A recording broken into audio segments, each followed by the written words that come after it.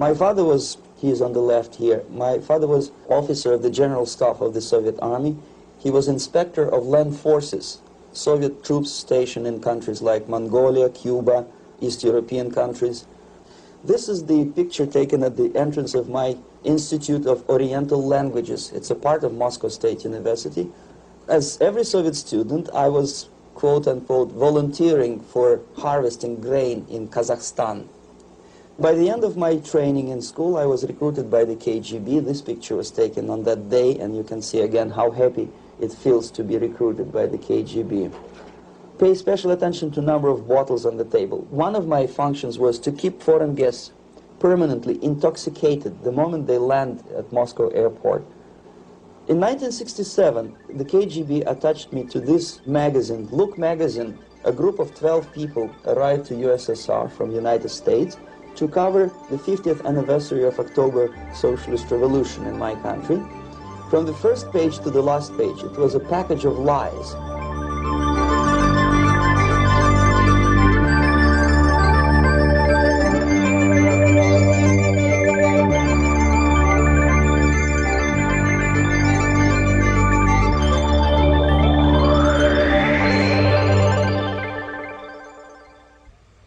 Our conversation is with Mr. Yuri Alexandrovich Bezmenov. Mr. Bezmenov was born in 1939 in a suburb of Moscow. He was the son of a high-ranking Soviet Army officer. He was educated in the elite schools inside the Soviet Union and became an expert in Indian culture and Indian languages. He had an outstanding career with Novosti, which was the, and still is, I should say, the press arm or the press agency of the Soviet Union. It turns out that this is also a front for the KGB. One of his interesting assignments was to brainwash foreign diplomats when they visited Moscow. And he'll tell us a little bit about how they did this and how they planted information which eventually wound up in the press of the free world. He escaped to the West in 1970 after becoming totally disgusted with the Soviet system, and he did this at great risk to his life. He certainly is one of the world's outstanding experts on the subject of Soviet propaganda and disinformation and active measures. Mr. Bezmenov, I'd like to begin by having you tell us a little bit about some of your childhood memories. Well, the most vivid memory of my childhood was Second World War, or to be more precise, the end of the Second World War, when all of a sudden United States, from a friendly nation, which helped us to defeat Nazism, turned overnight into a deadly enemy.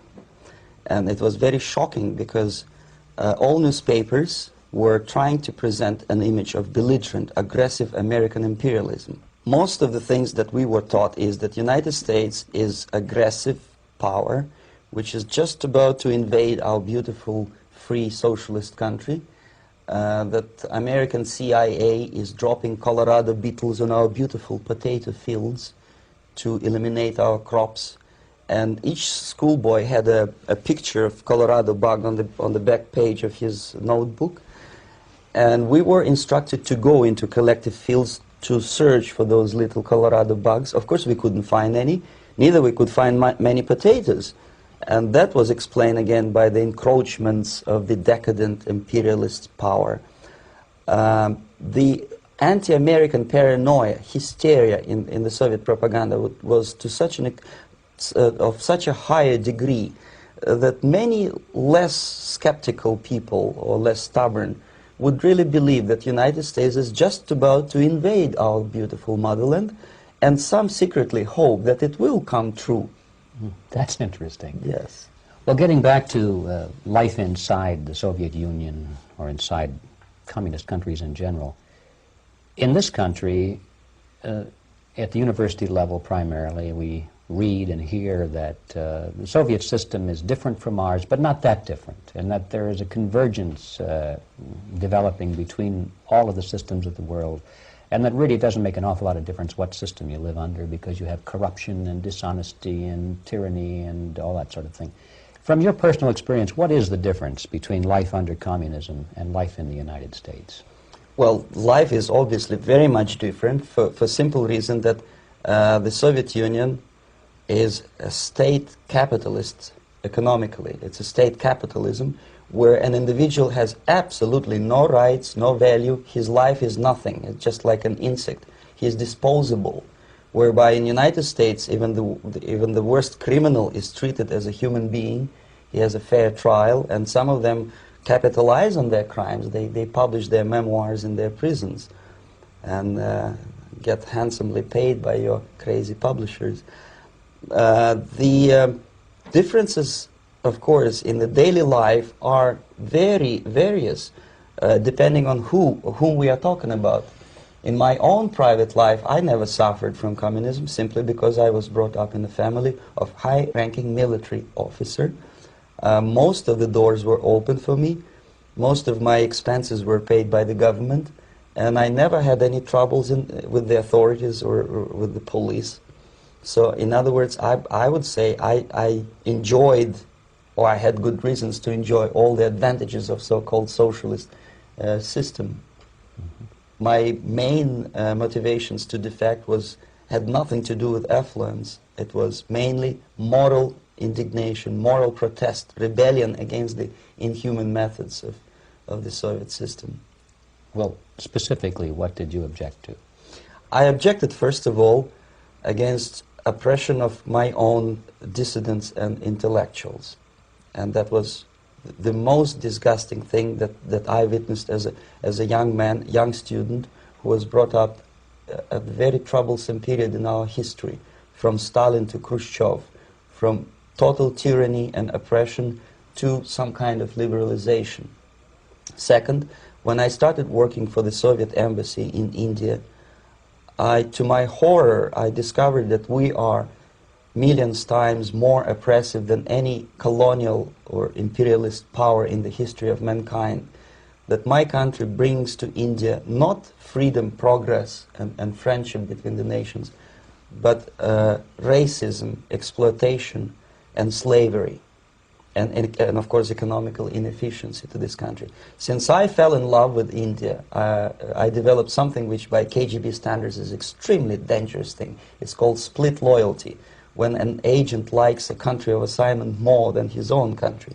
I literally fell in love with this beautiful country, a country of great contrasts, but also great humility, great tolerance, and philosophical and intellectual freedoms.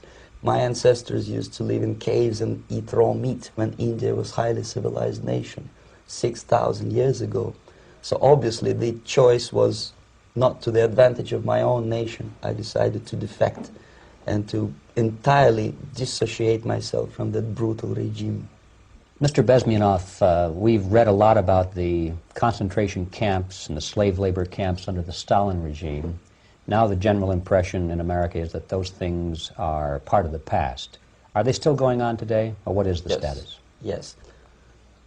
There's no qualitative change in the Soviet concentration camp system.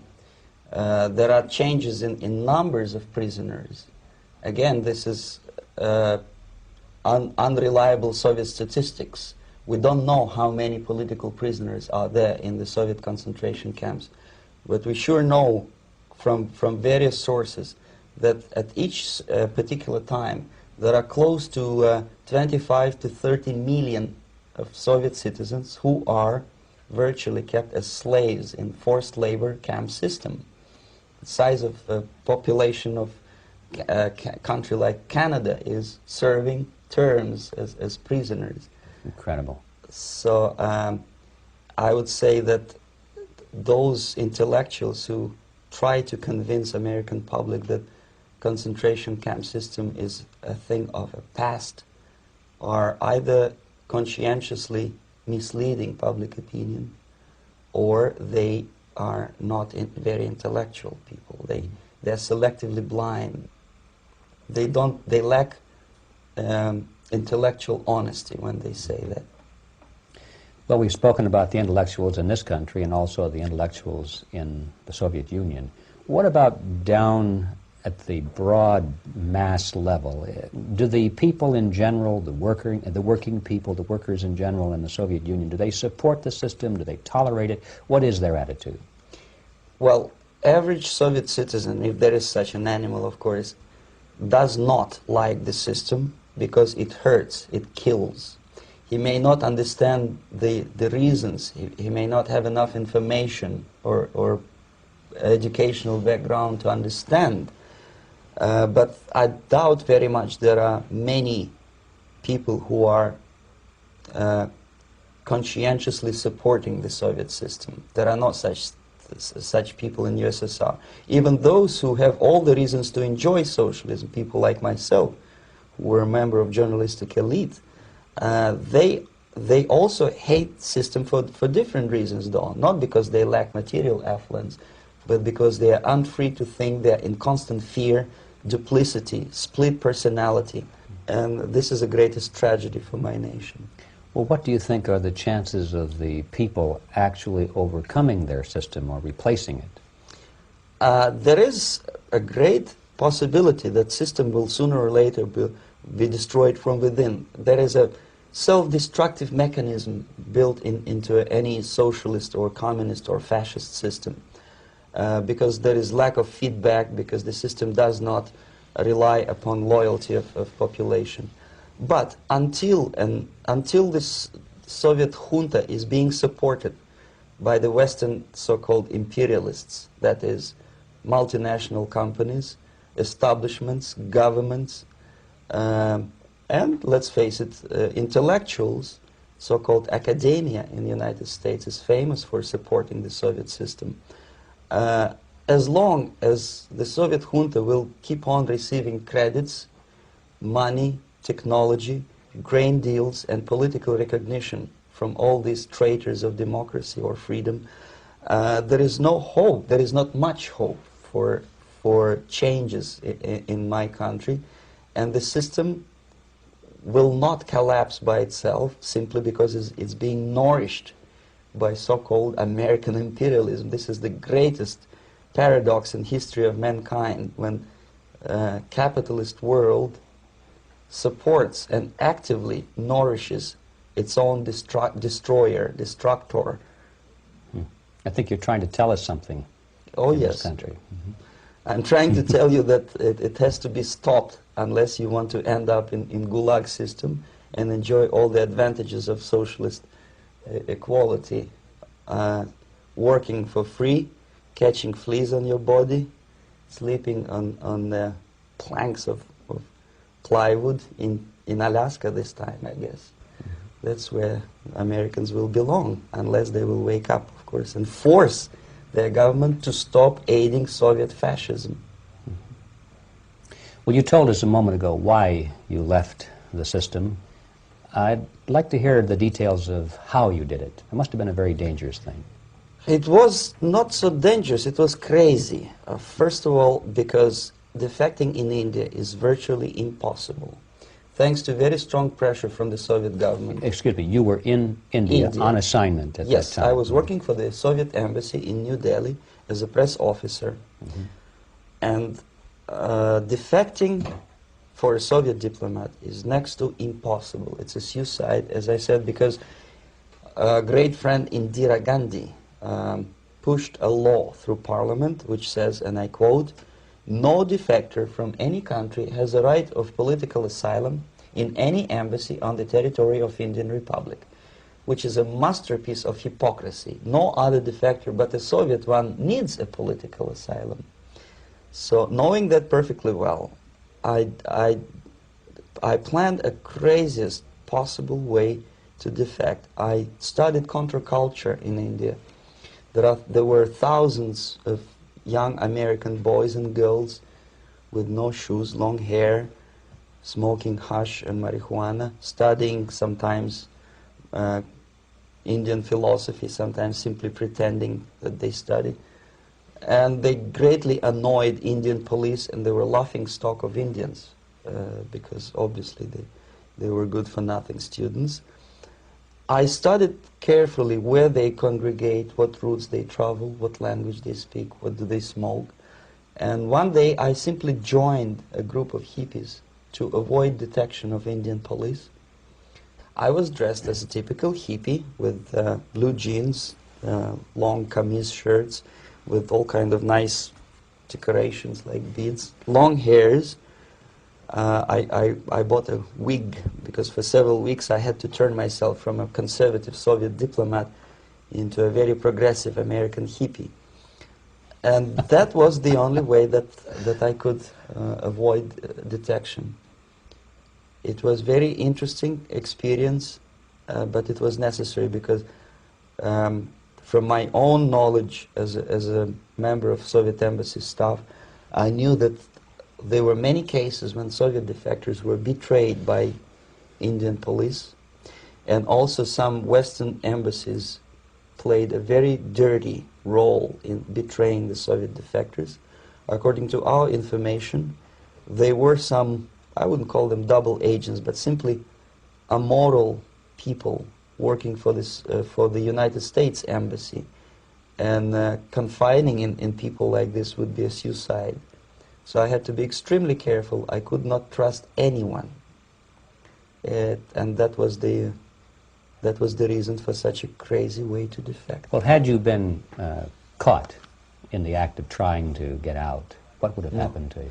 Oh, most likely I would end up in concentration camp. Or, depending on the situation and on the whim of some bureaucrat in KGB, maybe even executed. This is normal practice. Quietly, of course, not publicly. But that would be the end of my defection, of course. Well, when did you finally make it to the United States? In 1970, after about 6 months of debriefing in Athens by the CIA, and I presume FBI too, they let me go first to Germany, then to Canada. That was my decision. I had to change my identity to protect my family and my friends in USSR. And also I was a little bit paranoid, knowing that both Soviet KGB and probably some double agents within the American system may be after me. So I wanted to settle down as far away as possible. I requested CIA to give me some kind of new identity and just let me go on my own. And I settled in Canada. I was a student. I changed many professions, from farm help and laundry truck driver to language instructor and broadcaster for Canadian Broadcasting Corporations in Montreal. Well, have you had any threats on your life or any yes. unpleasant in about 5 years, KGB eventually discovered that I am working for Canadian Broadcasting. I made a very big mistake. I started working for overseas service of CBC, which is similar to Voice of America, in Russian language. And of course, monitoring service in USSR picked up every new voice.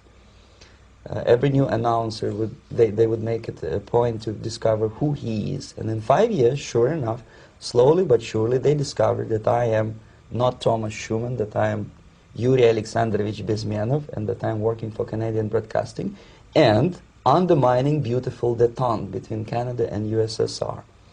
And the Soviet ambassador Alexander Yakovlev made it his personal effort to discredit me. He complained to Pierre Trudeau, who is known to be a little bit soft on socialism.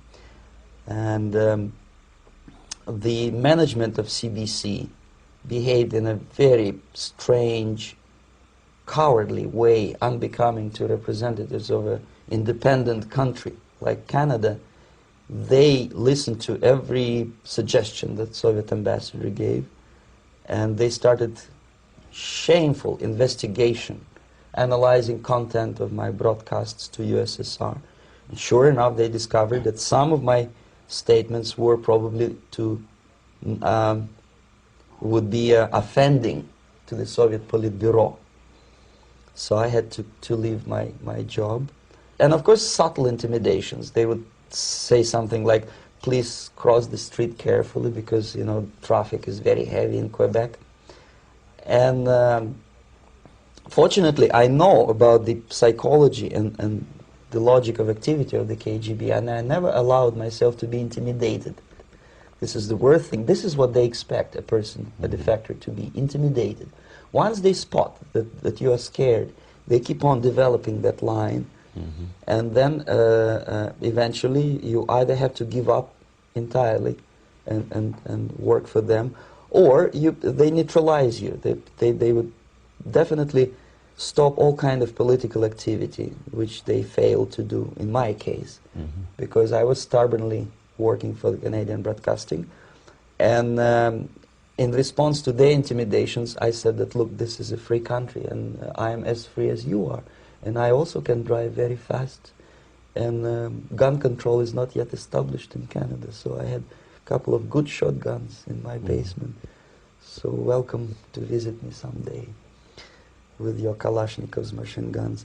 So obviously it didn't work. Intimidation didn't work.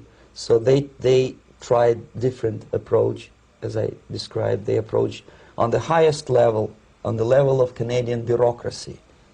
And at that level they were successful. On that level they were successful. On individual level they failed flat. Mr. Bezmenov has brought a series of slides with him that he has taken from the Soviet Union, and I think this is a good time to take a look at the slides. Yes. Now, the viewers will be able to see these slides as we talk about them. Yes, this is a collection of slides which are, some of them are snapshots from my family album, some of them are documents which I smuggled from the Soviet embassy, and some are reproductions from local mass media. I usually show them to establish my credibility as a defector. This is a picture of my native town, Mытищи, about 20 miles north from Moscow. Characteristically, there is a statue of Comrade Lenin in the central square. This is myself at the age of 7, again, characteristically, under the statue of Comrade Stalin, extending his friendly hand to peoples of the world. At that age, of course, I was still idealistically minded young communist, and I still believe that sooner or later things will go for better. But I realized that the system stinks, that something is fishy, and that ideology is fake. And the propaganda about advanced Soviet agriculture simply didn't meet the criteria of reality. If they talk about abundance of food and there is none in the stores, there must be something wrong. My father was, he is on the left here, my father was officer of the General Staff of the Soviet Army. He was inspector of land forces, Soviet troops stationed in countries like Mongolia, Cuba, East European countries. Were he alive today, most likely he would be inspecting Soviet troops in Nicaragua, Angola, and many other parts of the world. Fortunately, he died and he didn't see the disgrace, because deep inside he was a Russian patriot. He didn't like the idea of expanding Soviet military might, especially in the areas where we were not welcomed at all. Unlike many other military officers, he was reporting directly to the Minister of Defense, bypassing KGB and diplomatic service. In other words, he was a trusted military professional. And my impression that this type of people are much less hawkish and adventuristic than party bureaucrats in Kremlin. When American mass media describes Soviet military as potentially dangerous counterpart for Pentagon, I simply laugh, because I know better. I know that the most dangerous part of the Soviet power structures are not military at all. Most likely, if they come to power in my country, they'll be more sensible negotiators for nuclear disarmament and withdrawal of the Soviet troops from many parts of the world. But if someone from the party structure or the KGB structure were to give the orders for a military they have to obey, they would yes, follow because them. they are professional military. But they, you see, the triangle of power and hate in USSR is the party at the top, the party elite, the oligarchy of the party, then the military and the KGB at the bottom. They hate each other. And the most hated triangle, the most hated corner of the triangle is the Communist Party bureaucrats.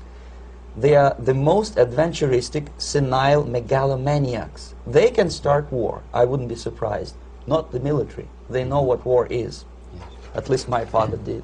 This is the picture taken at the entrance of my Institute of Oriental Languages. It's a part of Moscow State University. I graduated in 1963. And now, excuse me, which one were you on? I am on the right. You're on the right. And on the left is my my schoolmate Vadim Smirnov, who later was an apparatchik in the Central Committee of the Soviet Union Communist Party. What is an apparatchik? It's a functionary, something like civil service in British Empire. Someone who is never fired from the service. He stays there internally. He may not be promoted too high, but he's a dependable bureaucrat who will stay forever. I studied not only languages, but also history, literature, even music. I'm on this picture, I'm trying to learn how to play Indian musical instrument. I even tried to look like an Indian when I was second-year student. Not bad, right? Yes, actually it was strongly encouraged by the instructors in my school, because the graduates of my school were later on employed as diplomats, foreign journalists, or spies. As every Soviet student, I was quote-unquote volunteering for harvesting grain in Kazakhstan. This is the biggest agricultural blunder of the Soviet government. But I didn't have much choice, of course, because the communist motto borrowed from the Bible says, "Those who do not work shall not eat." And you can see me eating, therefore I was working, and you can see how happy I was about it. I went through a very extensive physical and military training, including the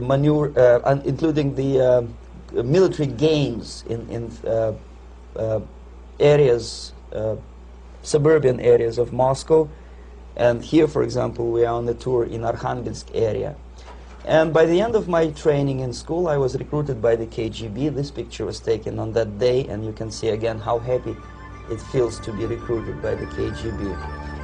Our conversation with Yuri Alexandrovich Bezmenov, who is a defector from the Soviet Union, a former propaganda agent for Novosti and the KGB, will continue after this message.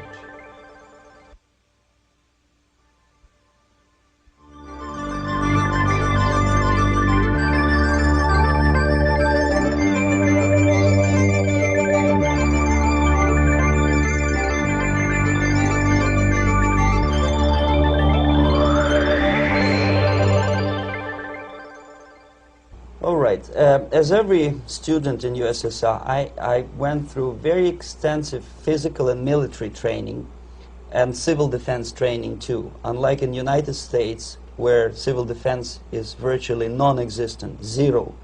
In USSR, every student, whatever his major subject, has to go through very extensive 4-year military and civil defense training.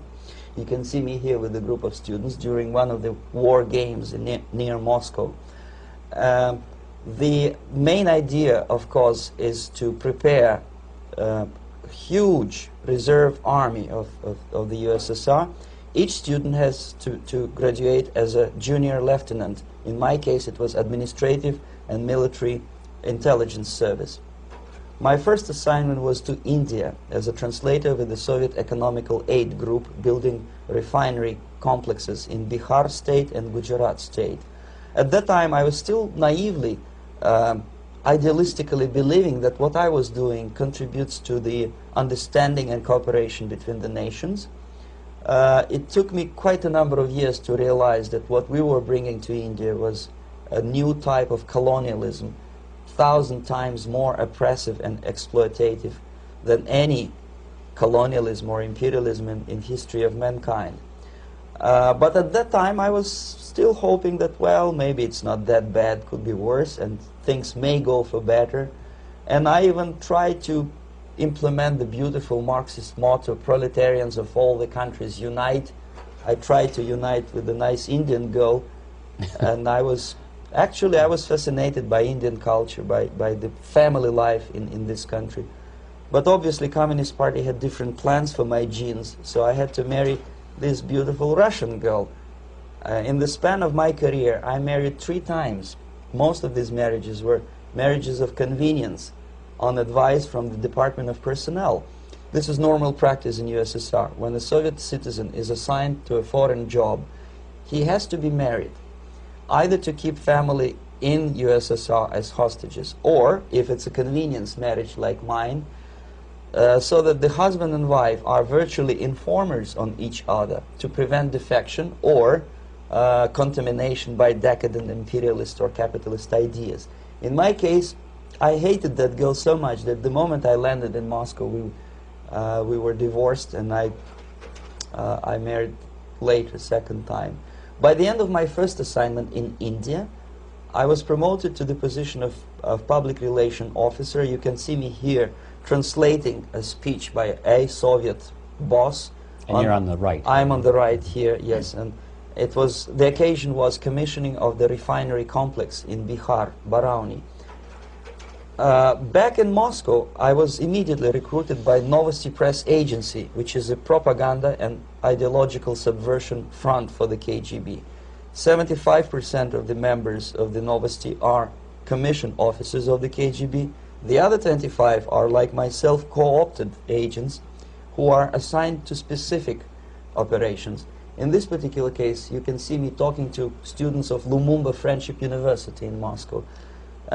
This is a huge school under the direct control of the KGB and Central Committee, where future leaders of the so-called national liberation movements are being educated and selected carefully. And some of them have absolutely, this, for example, is a group of students from Lumumba. They don't look like students at all. They look more like military, and that's exactly what they were. They were dispatched back to their countries to be leaders of the so-called national liberation movements, or to be translated into normal human language, leaders of international terrorist groups. Another area of activity when I was working for the Novosti was to accompany groups of so-called progressive intellectuals, writers, journalists, publishers, teachers, professors of colleges. You can see me here in Kremlin. I'm second on the left, with a group of Pakistani and Indian intellectuals. Most of them pretended they don't understand that we are actually working on behalf of the Soviet government and the KGB. They pretended that they are actually being guests, VIP intellectuals, that they are treated according to their merits and their intellectual abilities. For us, they were just a bunch of political prostitutes to be taken advantage for various propaganda operations. Therefore, you can see perfectly well the senior colleague of mine on the left doesn't really have that much respect on his face, and myself with a very skeptical smile, typical KGB sarcastic smile, anticipating another victim of ideological brainwashing. This is how a typical conference in Novosti headquarters in Moscow looked like. Sitting in the middle is Boris Burkov, the then director of Novosti Press Agency, high-ranking party bureaucrat in the Department of Propaganda. I am standing next to a famous Indian poet, Sumitranandan Pant. He was famous because he was an author. He was the author of a famous poem titled Rhapsody to Lenin. That's why he was invited to USSR, and everything was paid by the Soviet government. Pay special attention to number of bottles on the table. This is one of the ways to kill the awareness or curiosity of foreign journalists. One of my functions was to keep foreign guests permanently intoxicated the moment they land at Moscow airport. I had to take them to the VIP lounge and toast to friendship and understanding between the nations of the world. Glass of vodka, then a second glass of vodka. And in no time, my guests would be feeling very happy. They would see everything in kind of pink, nice color. And that's the way I had to keep them permanently for the next 15 or 20 days. At a certain point in time, I had to withdraw alcohol from them so that some of them, who are the most recruitable, would feel a little bit shaky, guilty, trying to remember what they were talking last night. That's the time to approach them with all kind of nonsense, such as joint communique or statement for Soviet propaganda. That's the time they are the most flexible. And of course, what they didn't understand, they didn't realize or pretended not to realize, that myself, who was drinking together with them, was not drinking at all. I had ways to get rid of alcohol through various techniques, including special pills which were given to me by my colleagues. But they were taking it seriously. In other words, they would consume quite large volumes of alcohol and feel quite uneasy next morning.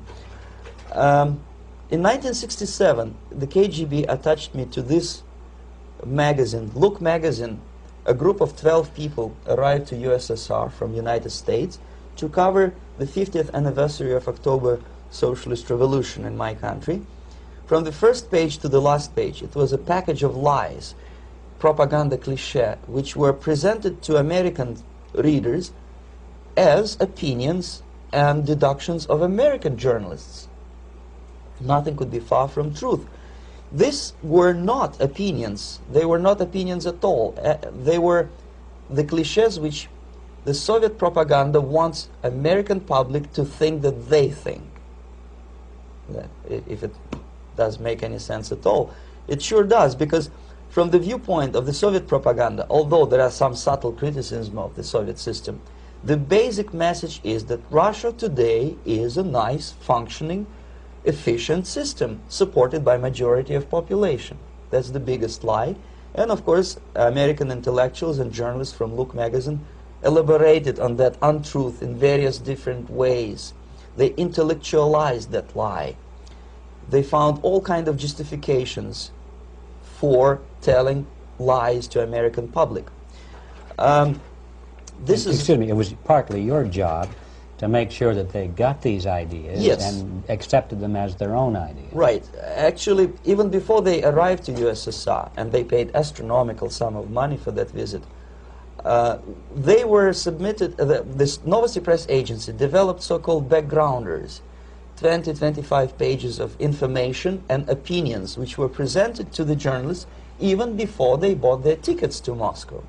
They had to analyze the situation, and judging on their reaction to that backgrounder, the local Novosti representative or local Soviet diplomat in Washington, D.C. would assess whether they be given visa to USSR or not. So they were selected ahead of time. Oh yes, they were pre-selected very carefully, and there is not much chance for honest journalists to arrive to USSR and to stay there for 1 year and to bring this package of lies back home. This, for example, is a centerfold of the Look magazine. They presented this monument erected by Communist Party in Stalingrad as the symbol, personification of Russian military might. And they said in the article, which is published on the site, that Soviets are very proud of the victory in the Second World War. This is another big myth, a lie.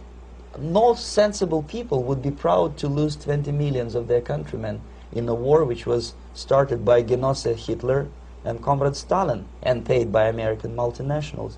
Most of the Soviet citizens look at this type of monuments with disgust and sorrow, because every family lost father, brother, sister, or child in the Second World War. Yet American journalists who were trying to appease, to please their hosts, presented this picture on the centerfold as the symbol and personification of Soviet national, they call it Russian national spirit. And it was greatest misconception and a very tragic misunderstanding. Of course, Look magazine was not distributed in USSR. The main audience was in United States. But I presume that many Americans, millions of Americans who were reading Look magazine at that time, had absolutely wrong idea about the sentiments of my nation, about what the Soviets are proud of and what they hate. This is a group, you see the same lady with the sword in Stalingrad. This is the group of journalists. Myself is in the center with the same devilish smile. And Mr. Philip Harrington is on the extreme left there with his camera. This is the gentleman which was so deaf or so uninterested in what I had to say to him. This is the same picture, a blow-up of the same picture. Many guests from various countries, in this particular case from Asia and Africa, were taken by me as a Novosti Press Agency employee for a tour across Siberia, for example. We would show them typical kindergarten, you see, nothing special by American standards, just nice children sitting, eating their breakfast or lunch. What they could not understand, or they pretended not to understand, that this is an exemplary kindergarten. This is not the kindergarten for average person or average family in USSR. And we maintain that illusion in their minds. You can see myself under the red spot in the middle there, with the same business-like expression. I'm doing my job. That's what I'm assigned to do, and that's what I was paid to do. But deep inside, I still hope that at least some of these useful idiots would understand that what they are looking at has nothing to do with the level of affluence in my nation. This is a better picture which reflects the true spirit of the Soviet childhood. This picture was printed in a Canadian government publication by mistake. In the middle, you can see children playing on a small courtyard, and the caption goes, "This is a typical kindergarten in Siberia." What these idiots didn't understand, that it is not kindergarten at all. It is a prison for children of political prisoners. But there was not a single mentioning that what they were visiting actually was an area of concentration camps. And the job of people like myself to help them to not to notice that they are actually talking to prisoners. Most of the children were dressed, especially on the occasion of the foreigners' visit. Of course, there were no corpses on the ground. There were no machine gun guards. And well, it looks not very pleasant, as you see. It looks dull, but obviously it does not create an impression that this is actually a prison. Well, did any of the journalists have the curiosity to ask about prisons and that kind of thing? Yes. They were in Siberia. This Yes. is what you associate. Yes, some of them asked questions, and naturally we would give them, for the stupid question, we give them stupid answer. No, there are no prisons in Siberia. No, most of the people who you see are free citizens of USSR. They are very happy to be here, and they are contributing to the glory of the socialist system. Some of them pretended that they believe what I was telling them, and most of them, we may discuss it later, what are the motivations of these people? Why would they stubbornly bring lies to their own population through their own mass media? I have various answers to this. There is not a single explanation. It's a complex of explanations. It's fear, pure biological fear. They understand that they are on the territory of an enemy state, a police state. And just to save their rotten skins and their miserable jobs, their affluence back home, they would prefer to tell a lie than to ask truthful questions and report truthful information.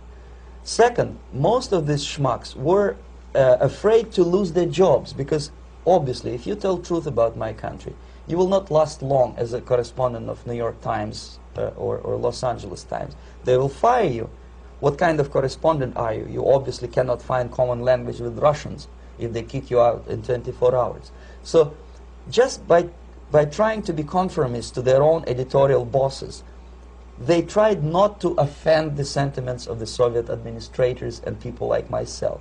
Deep inside, I hope they would insult my or offend my sentiments. Obviously, they preferred not to. Another reason, I refuse to believe it, but obviously, there is another reason. Obviously, it's a greed. These people earn a lot of money. When they come back to USA, they claim that they are experts in my country. They write books which sells in million copies, titled like Russians, The Truth About Russia. Most of it is lie about Russia. Yet they claim to be Sovietologists. They play back myth about my country, the propaganda cliches. Yet they stubbornly resist the word of truth. If a person like Solzhenitsyn is either defecting or kicked out of USSR, they try all their best to discredit him and to discourage him. I don't have much chance to appear on national network with a true story about my country. But a useful idiot like Hendrik Smith or Robert Kaiser, they are big heroes. They come back from USSR. They say, oh, we were talking to dissidents in Russia. Big deal. Soviet dissidents are chasing American correspondents in the streets, and they're cowardly escaping from these contacts. For some strange reason, if you want to know more about Spain, you refer to Spanish writers. If you want to learn more about French, you read French writers. Even about Antarctica, I bet you would read Penguins. Only about the Soviet Union, for some strange reason, you read Hendricks and Schmendricks and all kind of Kissingers, because they claim that they know more about my country. They know nothing, or next to nothing, or they pretend that they know more than they actually do.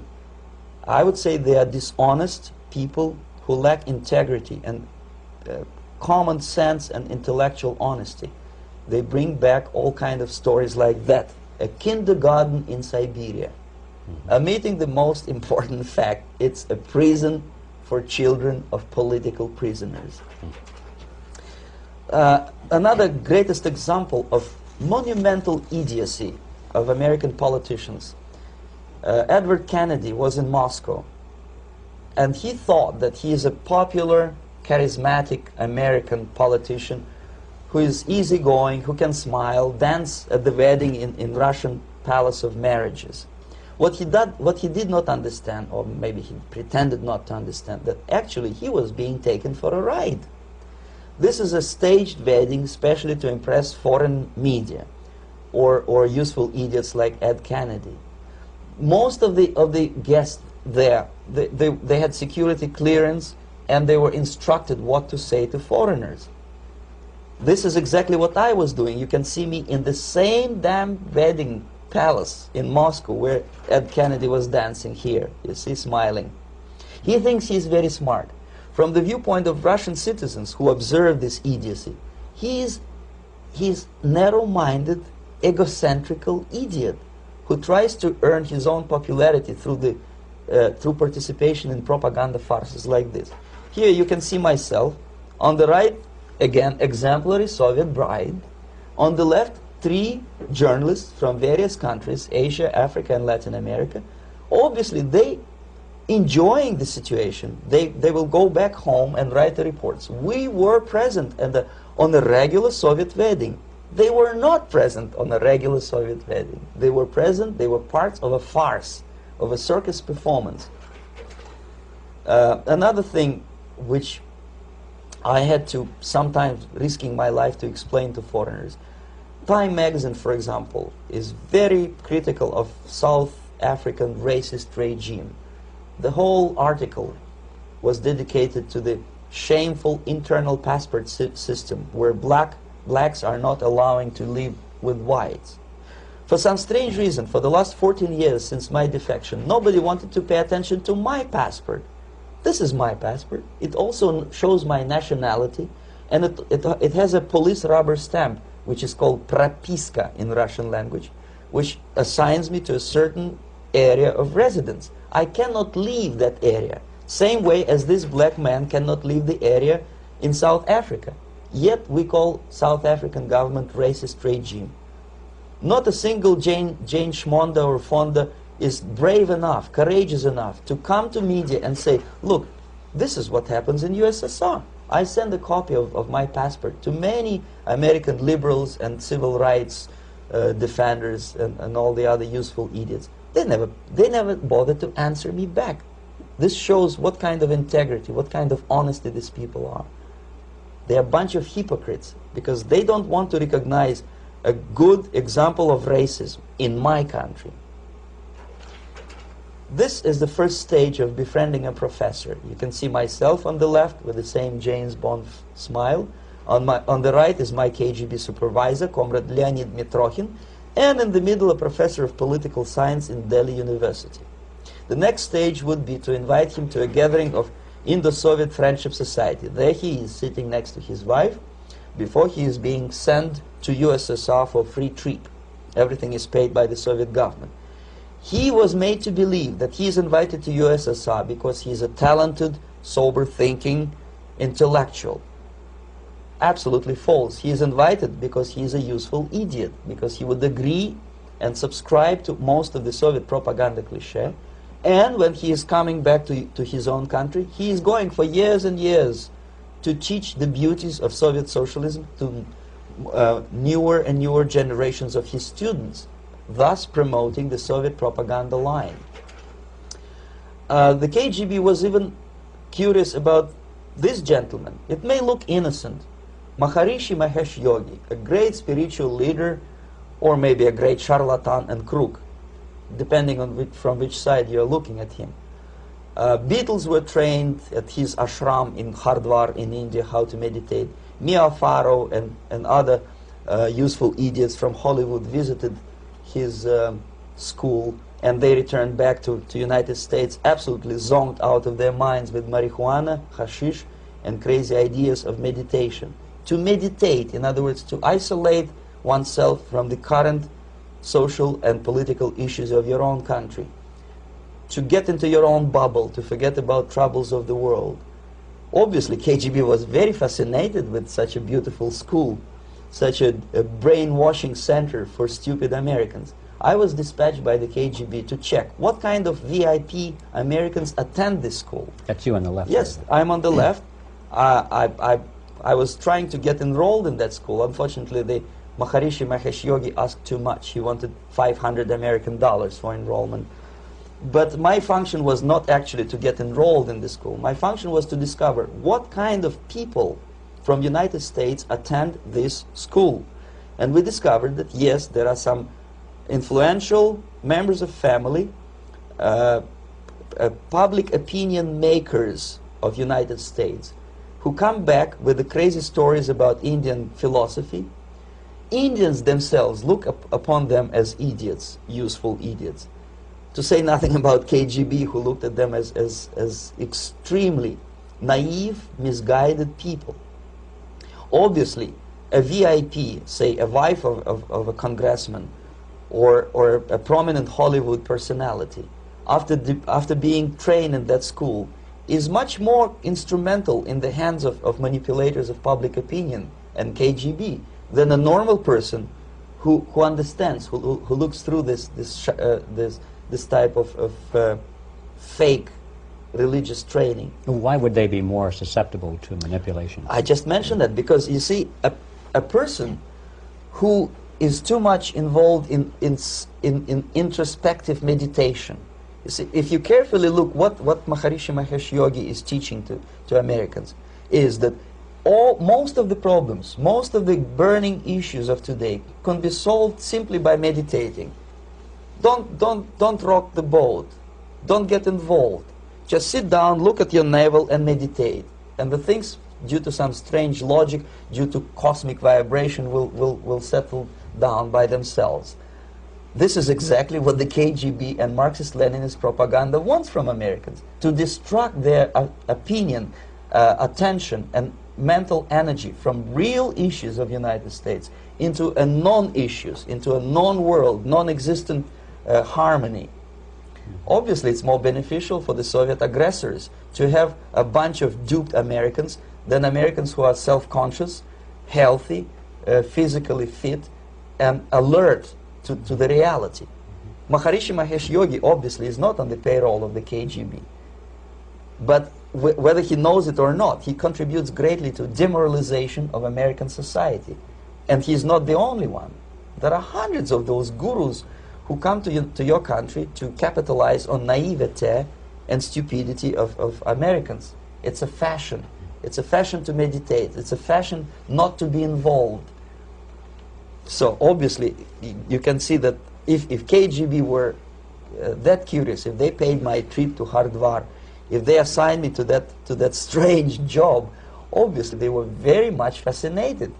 They were convinced that that type of brainwashing is very efficient and instrumental in demoralization of the United States.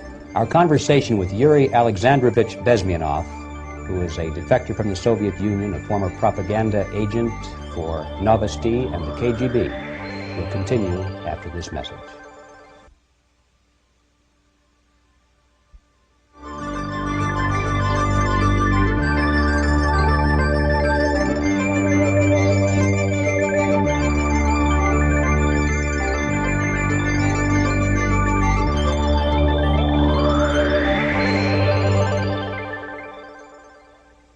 This picture shows the part of the building of USSR embassy, and my supervisors. On the left is Comrade Mehdi, an Indian communist, and on the right, Comrade Mitrokhin, my supervisors in the secret department of research and counter-propaganda.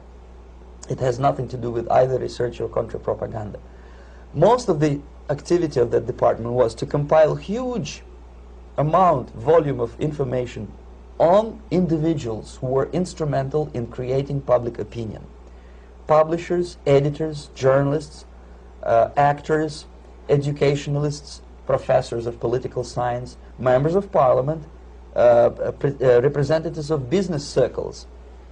Most of these people were divided roughly in two groups. Those who would toe the Soviet foreign policy, they would be promoted to the positions of power through media and public opinion manipulation. Those who refused the Soviet influence in their own country would be character assassinated or executed physically come revolution. Same way as in the small town of Hue in South Vietnam, several thousands of Vietnamese were executed in one night when the city was captured by Viet Cong for only 2 days. And American CIA could never figure out how could possibly communists know each individual, where he lives, where to get him, and would be arrested in one night, basically in some 4 hours before dawn, put on a van, taken out of the city limits and shot. The answer is very simple. Long before communists occupied the city, there was extensive network of informers, local Vietnamese citizens, who knew absolutely everything about people who are instrumental in public opinion, including barbers and taxi drivers. Everyone who was sympathetic to the United States was executed. Same thing was done under the guidance of the Soviet embassy in Hanoi, and same thing I was doing in New Delhi. To my horror, I discovered that in the files where people were doomed to execution, there were names of pro-Soviet journalists with whom I was personally friendly. Pro-Soviet? Yes. They were idealistically minded leftists who made several visits to USSR, and yet the KGB decided that come revolution or drastic changes in political structure of India, they will have to go. Why is that? Because they know too much. Simply because, you see, the useful idiots, the leftists who are idealistically believing in the beauty of Soviet socialist or communist or whatever system, when they get disillusioned, they become the worst enemies. That's why my KGB instructors specifically made a point, never bother with leftists. Forget about these political prostitutes. Aim higher. This was my instruction. Try to get into large circulation, established conservative media. Rich, filthy rich movie makers, intellectuals, so-called academic circles. Cynical, egocentric people who can look into your eyes with angelic expression and tell you a lie. These are the most recruitable people, people who lack moral principles, who are either too greedy or too suffer from self-importance. They feel that they matter a lot. These are the people who KGB wanted very much to recruit. But to eliminate the others, to execute the others, don't they serve some purpose? Wouldn't they be the ones we rely on? They serve purpose only at the stage of destabilization of a nation. For example, your leftists in United States, all these professors and all these beautiful civil rights defenders, they are instrumental in the process of the subversion only to destabilize the nation. When their job is completed, they are not needed anymore. They know too much. Some of them, when they get disillusioned, when they see that Marxist-Leninists come to power, obviously they get offended. They think that they will come to power. That will never happen, of course. They will be lined up against the wall and shot. But they may turn into the most bitter enemies of Marxist-Leninists when they come to power. And that's what happened in Nicaragua. You remember most of these former Marxist-Leninists were either put to prison or one of them split, and now he's working against Sandinistas. It happened in Grenada when Maurice Bishop was already a Marxist. He was executed by a new Marxist who was more Marxist than this Marxist. Same happened in Afghanistan when first there was Taraki, he was killed by Amin, then Amin was killed by Babrak Karmal with the help of KGB. Same happened in Bangladesh when Mujibur Rahman, very pro-Soviet leftist, was assassinated by his own Marxist-Leninist military comrades. It's the same pattern everywhere. The moment they serve their purpose, all the useful idiots are either be executed entirely, all the idealistically minded Marxists, or exiled or put in prisons, like in Cuba. Many former Marxists are in Cuba, in prison. So most of the Indians who were cooperating with the Soviets, especially with our Department of Information of the USSR Embassy, were listed for execution. And when I discovered that fact, of course I was sick. I was mentally and physically sick. I thought that I'm going to explode one day during the briefing at the ambassador's office. I would stand up and say something that we are basically a bunch of murderers. That's what we are. It has nothing to do with friendship and understanding between the nation and blah, blah, blah. We are murderers. We behave as a bunch of thugs in a country which is hospitable to us, a country which with ancient traditions. But I did not defect. I tried to get the message across. To my horror, nobody wanted even to listen, least of all to believe what I had to say. And I tried all kinds of tricks. I would leak information through letters or lost documents or something like that. And still I got no message. The message was not published, even in the conservative mass media of India. The immediate impulse to defect was Bangladesh crisis, which was described by American correspondents as Islamic grassroots revolution, which is absolute baloney. There was nothing to do with Islam, and there was no grassroots revolution. Actually, there are no grassroots revolutions, period. Any revolution is a byproduct of a highly organized group of conscientious and professional organizers, but it has nothing to do with grassroots. In Bangladesh, it was nothing with grassroots. Most of the Awami League party members, Awami League means People's Party, were trained in Moscow in the High Party School. Most of the Mukti Fauj leaders, Mukti Fauj in Bengali means People's Army, same as SWAPO and all kind of liberation armies all over the world, the same bunch of useful idiots. They were trained at Lumumba University and various centers of the KGB in Simferopol, in Crimea, and in Tashkent.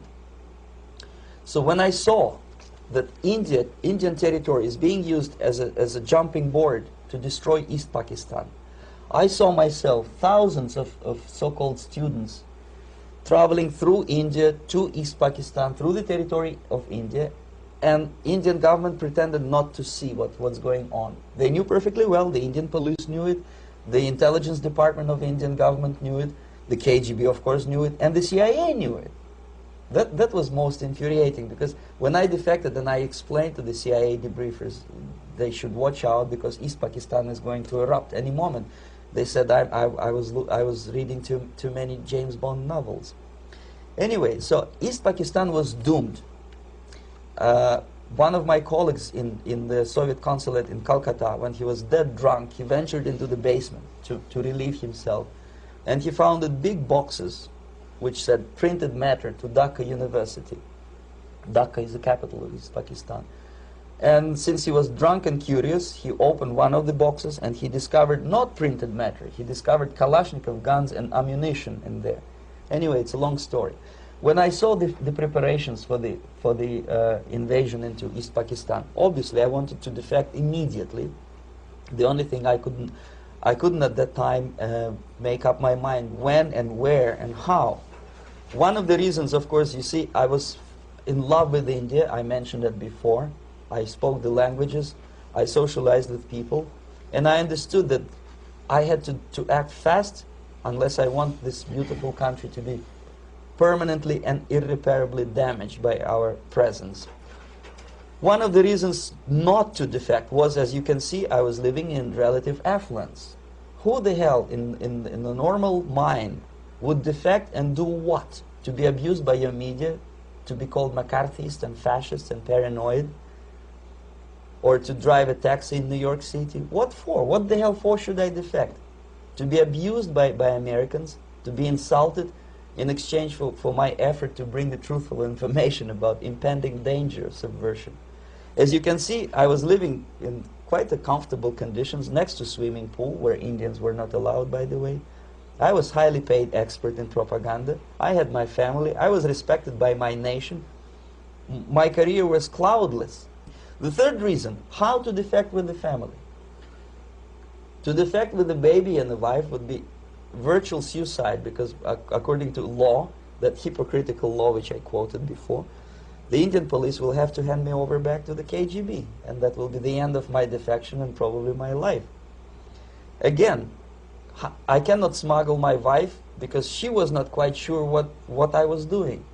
She was not that idealistically involved, and she was definitely not in the total picture of what I was doing for the KGB. She would be shocked if I you know, put her in my van and drive her to the American embassy or elsewhere. That would be a greatest danger. So again, I had to defect in such a way that my defection would look as simple disappearance. And there were many cases like that when the Soviet agents simply disappeared, either killed in action or, thanks to their curiosity and their close contacts with radicals, some of them were killed by the Marxists, by the way. It happened in many African countries when the Soviet KGB were killed by Africans themselves. Not because they hated Marxism and Leninism, but because they were simply trigger-happy bunch of unruly characters. If you give them a machine gun, they will shoot. And some of the Soviets obviously were not careful enough to protect themselves, and they got into embarrassing situations when they were shot at the crossfire between factions of so-called liberation movements. Anyway, so I decided, as I said, to study the counterculture. I decided this probably would be the best way to disappear. I socialized with characters like this. On the left, you see, is a barefoot American hippie. It took me quite a long time to study exactly what they were doing and how to mix with them. But eventually I did it. Most of Indian newspapers carried my picture and promise of 2,000 rupees for information about my whereabouts. But they were looking for the wrong person, because they obviously tried to stop a young Soviet diplomat in white shirt and tie, and this is how I looked at the time of defection. Nobody could possibly think that a Soviet diplomat would be as crazy as to join a bunch of hippies. That's you. Yes, travel India and smoke hash. So I made it literally almost like a Hollywood-style detective story. From under the nose of the KGB in Bombay airport, I landed the plane and I flew to Greece, where I was debriefed by the CIA. That's basically that's all for my slides. We can turn off the projector, and that's very interesting. Well, you spoke several times before about ideological subversion. That is a phrase that I'm afraid some Americans don't fully understand.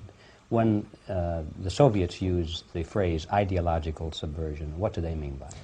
Ideological subversion is the process which is legitimate, overt, and open. You can see it with your own eyes. All you have to do, all American mass media has to do, is to unplug their bananas from their ears, open up their eyes, and they can see it. There is no mystery. There is nothing to do with espionage. I know that espionage intelligence gathering looks more romantic. It sells more deodorants through the advertising, probably. That's why your Hollywood producers are so crazy about James Bond type of thrillers. But in reality, the main emphasis of the KGB is not in the area of intelligence at all.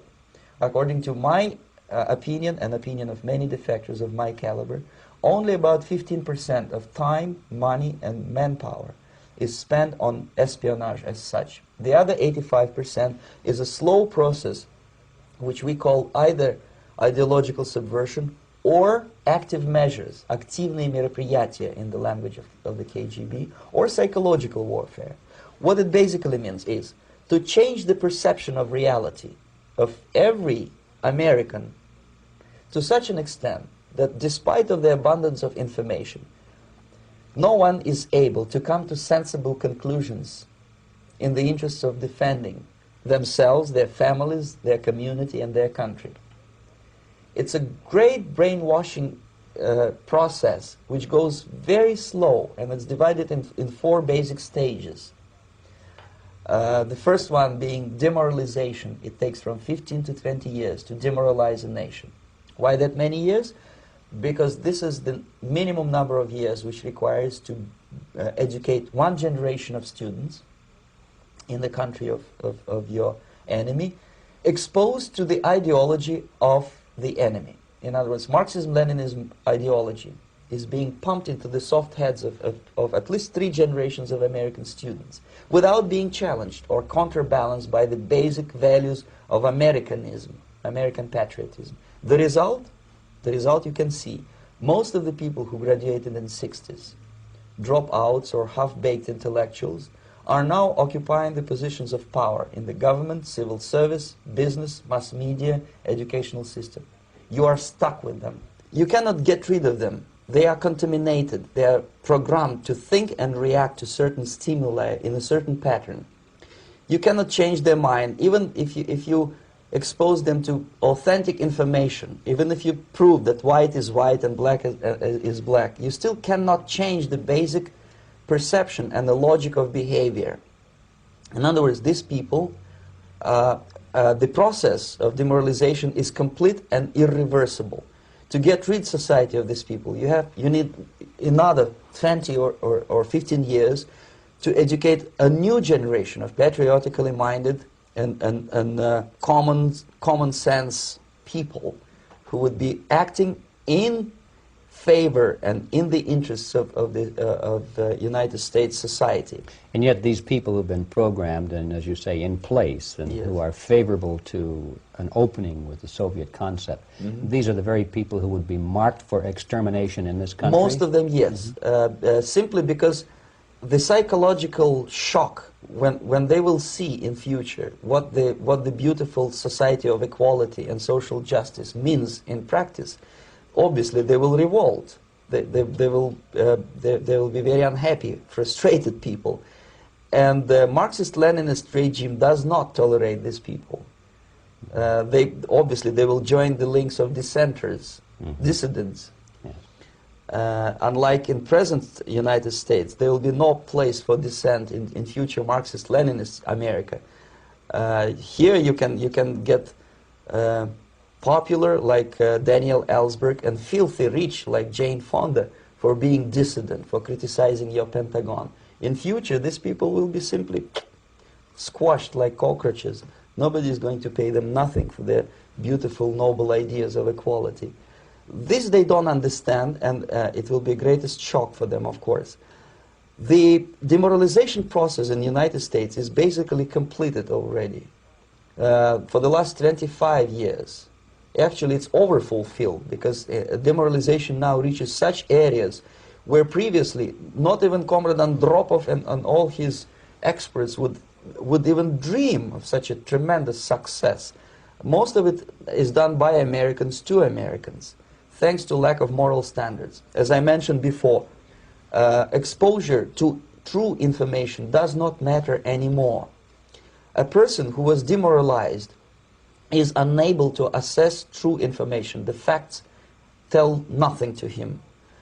Even if I shower him with information, with authentic proof, with documents, with pictures, even if I take him by force to the Soviet Union and show him concentration camp, he will refuse to believe it until he is going to receive a kick in his fat bottom. When a military boot crashes his balls, then he will understand, but not before that. That's the tragic of the situation of demoralization.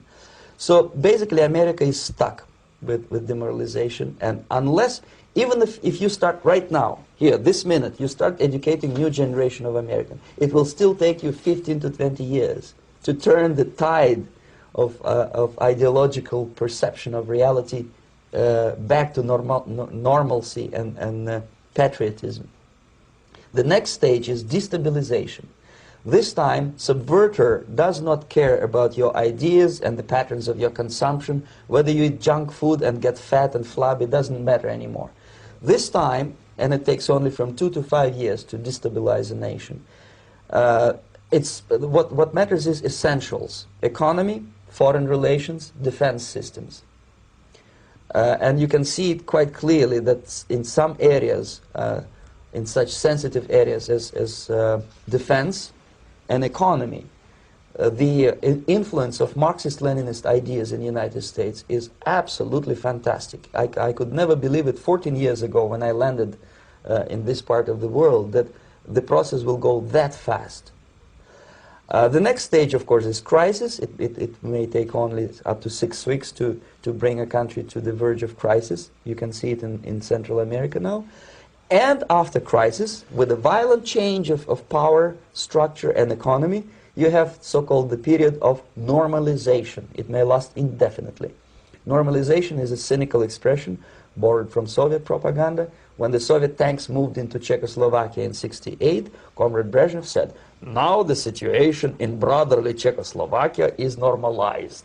This is what will happen in the United States if you allow all these schmucks to bring the country to crisis, to promise people all kind of goodies and the paradise on earth, to destabilize your economy, to eliminate the principle of free market competition, and to put a big brother government in Washington, D.C., with benevolent dictators like Walter Mondale, who will promise lots of things, never mind whether the promises are fulfillable or not. He will go to Moscow to kiss the bottoms of new generation of Soviet assassins, never mind. He will create false illusions that the situation is under control. Situation is not under control. Situation is disgustingly out of control. Most of the American politicians, media, and educational system trains another generation of people who think they are living at a peacetime. False. United States is in the state of war, undeclared total war against the basic principles and the foundations of this system.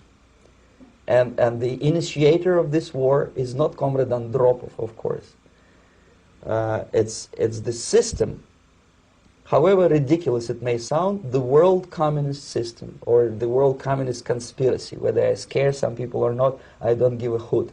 If you are not scared by now, nothing can scare you.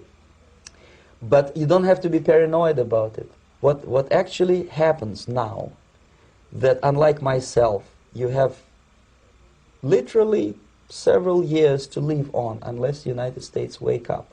The time bomb is ticking. With every second, the disaster is coming closer and closer. Unlike myself, you will have nowhere to defect to, unless you want to live in Antarctica with penguins. This is it. This is the last country of freedom and possibility. Okay, so what do we do? What is your recommendation to the American people? Well, the immediate thing that comes to my mind is, of course, there must be a very strong national effort to educate people in the spirit of real patriotism, number one. Number two, to explain them the real danger of socialist, communist, whatever, welfare state, big brother government.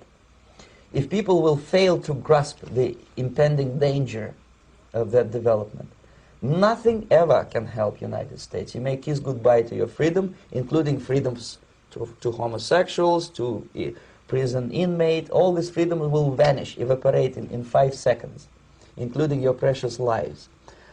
The second thing, the moment at least part of the United States population is convinced that the danger is real, they have to force their government. And I'm not talking about sending letters, signing petitions, and all this beautiful, noble activity. I'm talking about forcing United States government to stop aiding communism. Because there is no other problem more burning and urgent than to stop the Soviet military-industrial complex from destroying whatever is left of the free world. And it is very easy to do. No credits, no technology, no money, no political or diplomatic recognition, and of course no such idiocy as grain deals to USSR. The Soviet people, 270 millions of Soviets, will be eternally thankful to you if you stop aiding a bunch of murderers who sit now in Kremlin and whom President Reagan respectfully calls government. They do not govern anything, least of all such complexity as the Soviet economy. So two very simple, maybe too simplistic answers or solutions, but nevertheless they are the only solutions. Educate yourself.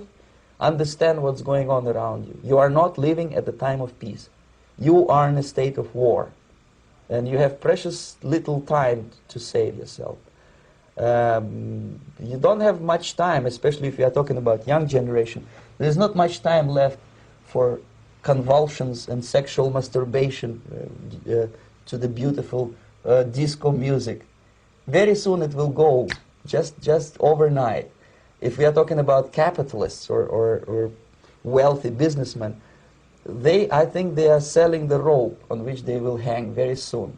If they don't stop, if they cannot curb their unsettled desire for profit, and if they keep on trading with the monster of the Soviet communism, they are going to hang very soon. And they will pray to be killed, but unfortunately they will be sent to Alaska probably to manage industry of slaves. It's simplistic. I know it sounds unpleasant. I know Americans don't like to listen to things which are unpleasant. But I have defected not to tell you the stories about such idiocy as microfilm, James Bond type espionage. This is garbage. You don't need any espionage anymore. I have come to talk about survival. It's a question of survival of this system. You may ask me, what is it in for me? Survival, obviously, because unlike, as I said, I am now in your boat. If we sing together, we'll sing beautifully together. There is no other place on this planet to defect to.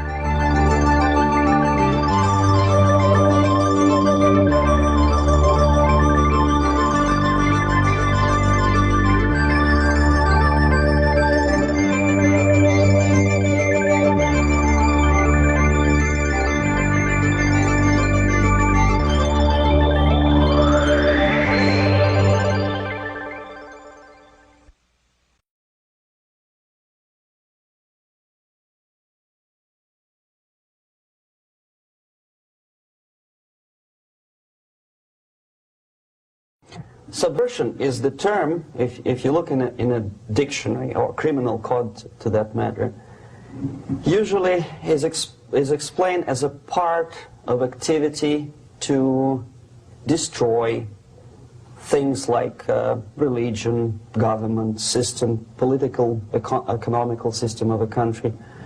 And usually it's linked to espionage and such romantic things as blowing up bridges, sidetracking trains, cloak and dagger activity in Hollywood style.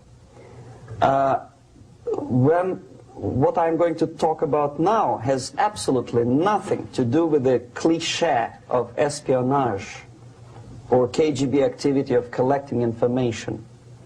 So the greatest mistake or misconception, I think, is that whenever we are talking about KGB, for some strange reason, starting from Hollywood movie makers to professors of political science and quote-unquote experts on Soviet affairs, or Kremlinologists as they call themselves, they think that the most desirable thing for Andropov and the whole KGB is to steal blueprints of some supersonic jet, bring it back to Soviet Union and sell it to the Soviet military-industrial complex.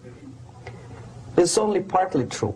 If we take the whole time, money, and manpower that the Soviet Union and KGB in particular spends outside of USSR border, we will discover, of course there are no official statistics unlike with CIA or FBI, that the espionage as such occupies only 10 to 15% of money, time, and manpower. 15% of the activity of KGB. The rest, 85%, is always subversion.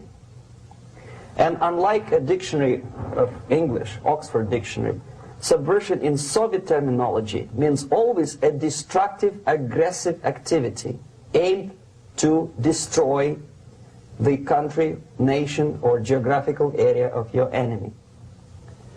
So there's no romantics in there, absolutely. No blowing up bridges, no microfilms in Coca-Cola cans, nothing of that sort. No James Bond nonsense.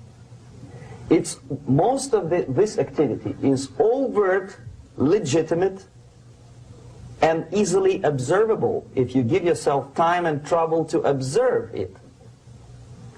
But according to the law and law enforcement systems of the Western civilization, it's not a crime.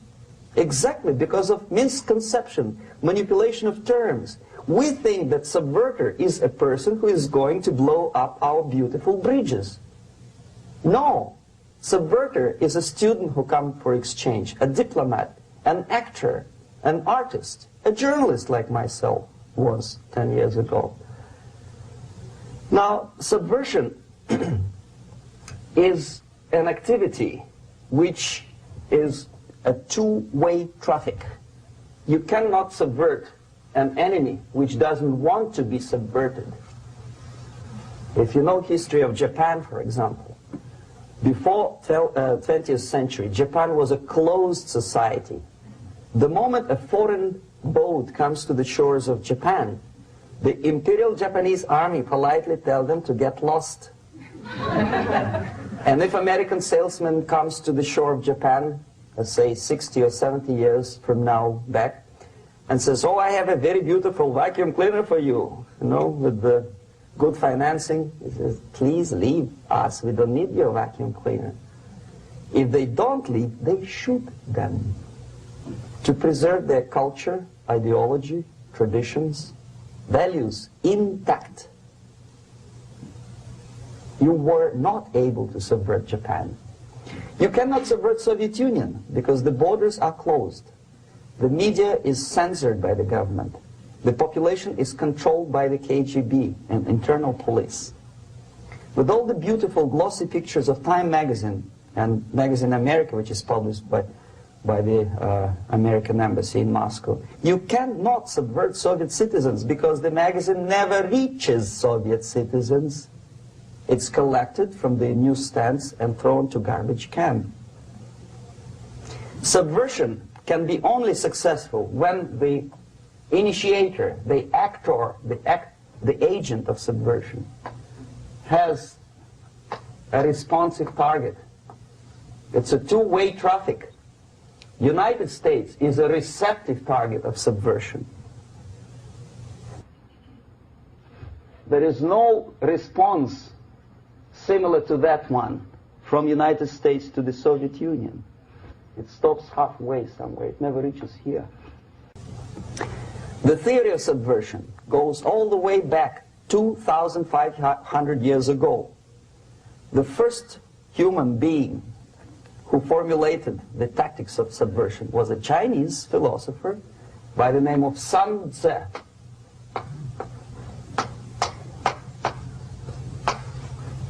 To 2,500 years BC. He was an advisor for several imperial courts in ancient China. And he said, after long meditation, that to implement state policy in a warlike manner, it's the most counterproductive, barbaric, and inefficient to fight on a battlefield. You know that war is continuation of state policy, right? So if you want successfully to implement your state policy, and you start fighting, this is the most idiotic way to do it. The highest art of warfare is not to fight at all, but to subvert anything of value in the country of your enemy, until such time that the perception of reality of your enemy is screwed up to such an extent that he does not perceive you as an enemy, and that your system, your civilization, and your ambitions look to your enemy as an alternative, if not desirable, then at least feasible. Better red than dead. That's the ultimate purpose, the final stage of subversion, after which you can simply take your enemy without a single shot being fired, if the subversion is successful. This is basically what subversion is.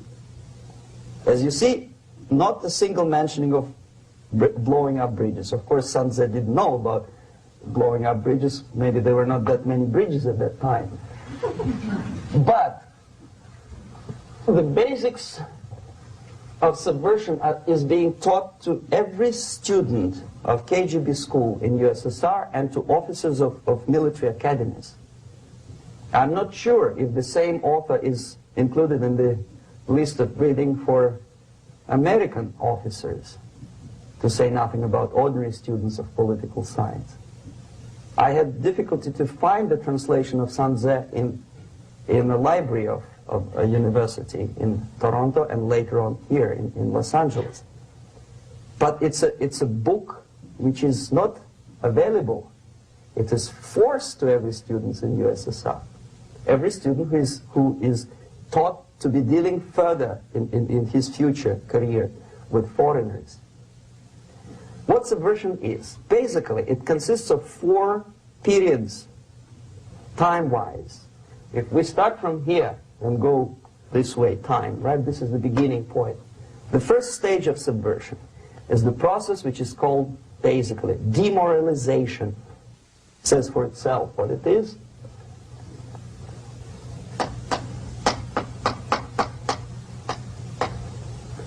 It takes from,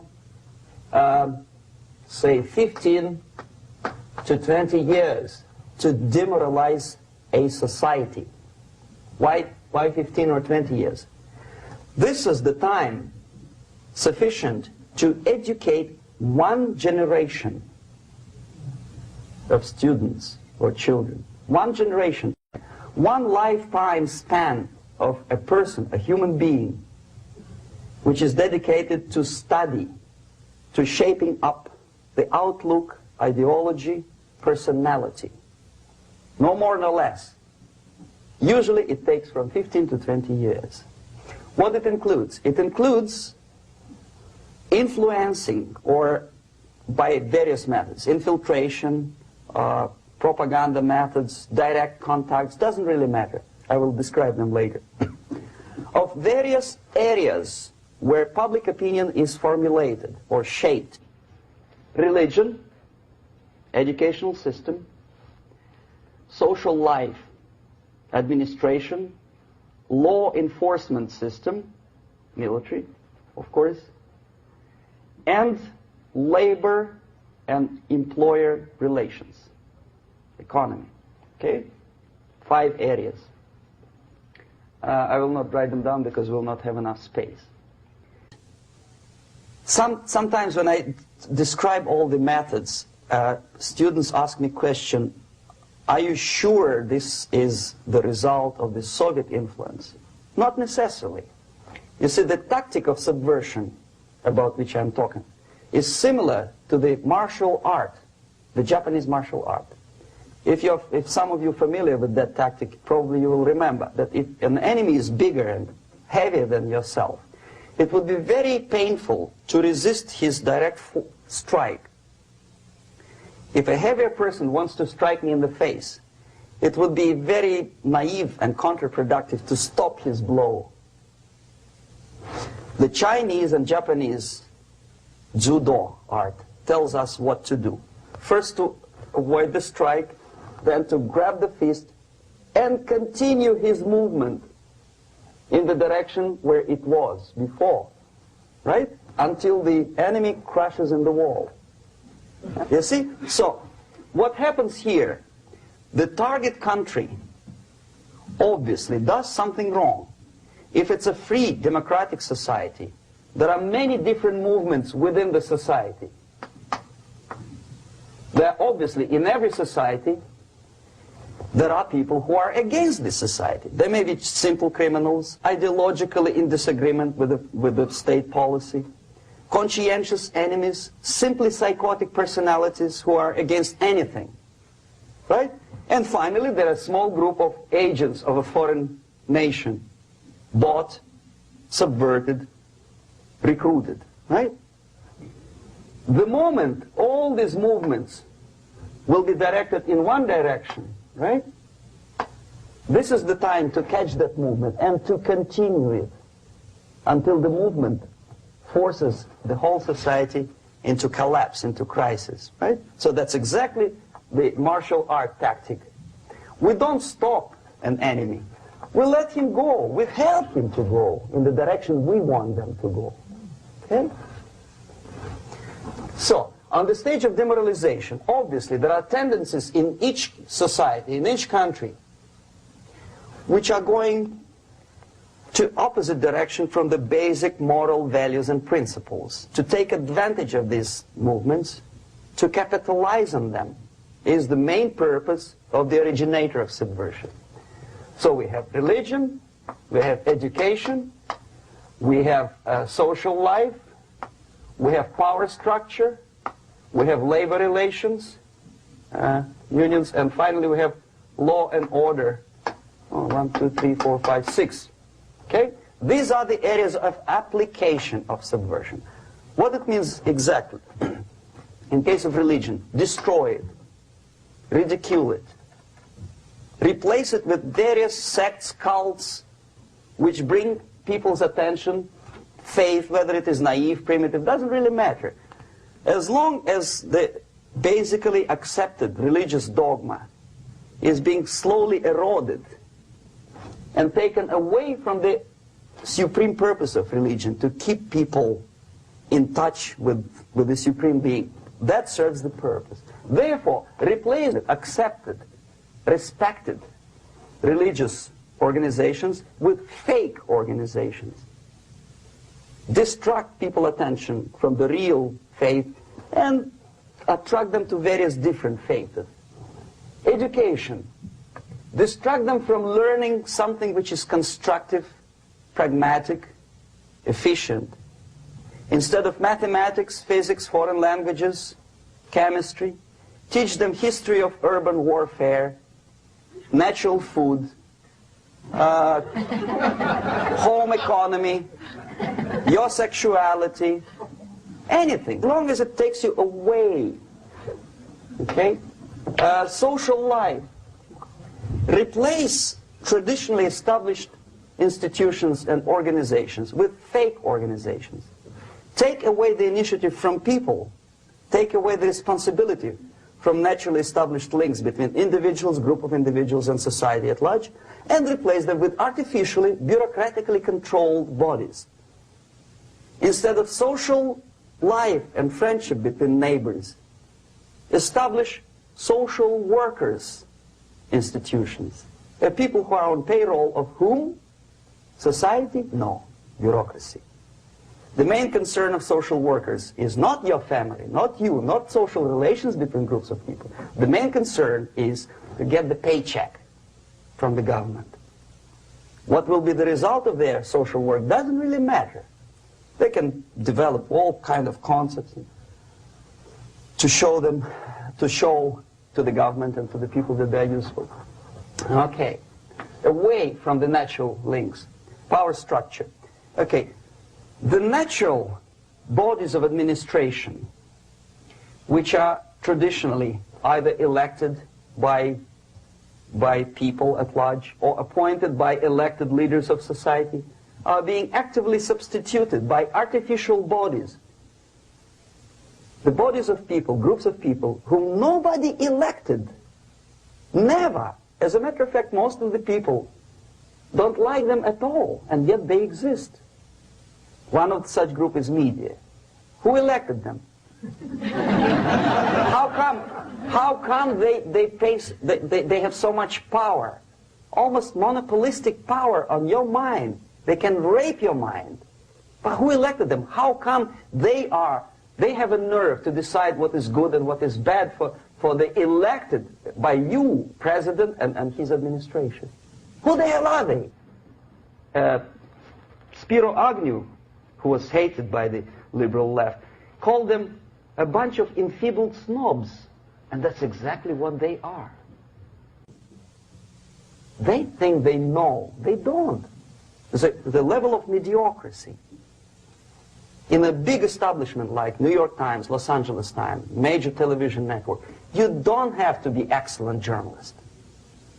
You have to be exactly a mediocre journalist. That's easier to survive. There's no competition anymore. You have your good, nice income, $100,000 a year. That's it. Whether you are better or worse doesn't really matter anymore. As soon as you're smiling to the camera and do your job. That's it. No more competition.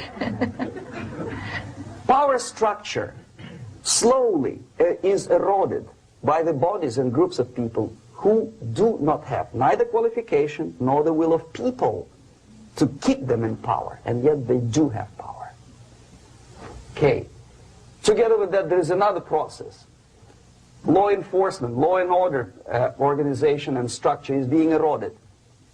For the last 20, 25 years, if you see old movies and new movies, you can see that in new movies, a policeman, an officer of the United States Army looks dumb, angry, psychotic, paranoid. A criminal looks nice, kind of, well, he smokes hash and shoots the whatever drug, but basically he's a nice human being. He's creative. And he's unproductive only because society oppresses him. Whereby a general of Pentagon is always, by definition, a dumb, a war maniac. A policeman is a pig, rude policeman. He abuses his power. You know? A generality, generalization like that. The hatred, the mistrust to the people who are supposed to protect you and enforce law and order. Moral relativity. The Angelo Buono process lasted 2 years in Los Angeles. And yet there are still some lawyers who say, look, he's a nice character, as a matter of fact. There was some witness who said, also a criminal, who said, well, he's a nice guy. I asked him one day to burn a house of my enemy, and he wouldn't do it. He's a nice fella. Erosion. A slow substitution of basic moral principles, whereby a criminal is not a criminal, actually. He's a defendant. Even if his guilt is proven, there is still a doubt. To kill or not to kill, to be or not to be. Thou shalt not kill, yes. But this line may not necessarily be applicable to a murderer. Thou shalt not murder. That should be the presumption, not that thou shalt not kill. Okay, labor relations. At this stage, within 15 to 20 years, we destroy the traditionally established links of bargaining between employer and employee. The classical Marxist-Leninist theory of natural exchange of goods. A person A has 5 sacks of grain and person B has 5 pairs of shoes. And the natural exchange without money is when they bargain between each other.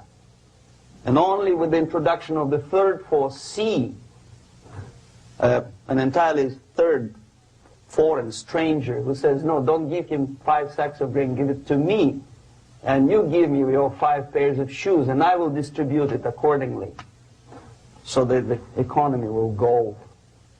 This is the death of natural exchange, and death of natural bargaining. Well, trade unions were established 100 years ago. The objective was to improve working conditions and to protect the rights of workers from those employers who were abusing their right because they had more money. Objectively, at that time, initially, the trade union movement did work. What we see now is that the bargaining process is no longer resulting in the compromise, which is leading objectively to betterment of working conditions and increase of salary. What we see is that after each prolonged strike, the workers lose. Even if they have 10% increase of their salaries, they cannot catch up due to inflation and due to missed time. More than that, millions of people suffer from that strike because economy now is interdependent. It's intertwined like one body. If previously steel workers, say 100 years ago, could strike and nobody would suffer, now it's impossible anymore. If a garbage collector strikes today, the rest of the multi-million city is stinking. I mean, there's no more service. In Quebec, for example, we had the electricians who were on strike in the middle of winter. You can freeze your bottom, and they still were on strike. Did they catch up with the salary? No, they lost. Who benefited? The leaders of trade unions. What is the motivation for strike? Improving of a workers' condition? No, obviously it's not. Then what is it? Ideology. To prove to these capitalists. And the obedient horde of workers, like sheep, follow these people. And they cannot disobey. Why? Because if they do, you know what happens to them? Pickets, murders, shooting truck drivers by picketers. In Montreal, for example, I saw with my own eyes when I was correspondent of CBC International, Canadian Broadcasting Corporation, when the workers of aircraft factory destroyed computers and the equipment in the factory. And the administration employed strike breakers. Their cars were turned upside down and burned. Their houses were burned. Their kids were intimidated. And some victims were there. Of that you can be sure. Why? To improve conditions of workers? No. Ideology. Okay, so this is what happens basically. It may or may not happen without the help of the Soviet Union. But the natural tendencies are being greatly taken advantage of and capitalized by the Soviet propaganda systems. How? Whenever trade union strikes, we have influx of propaganda, mass media, ideological dissemination.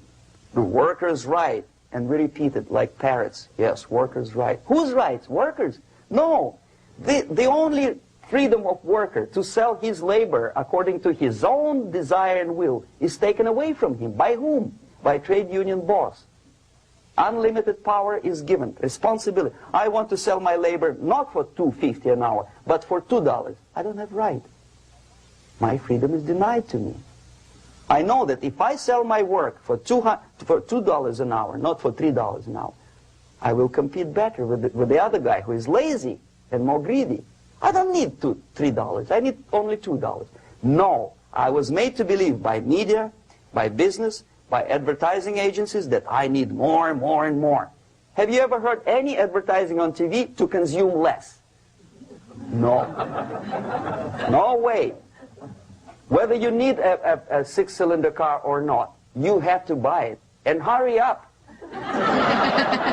When I was driving here on the local radio station, an excited announcer said, "You hurry up, rush and save, save, save. There is a pantyhose sale." Save by buying more.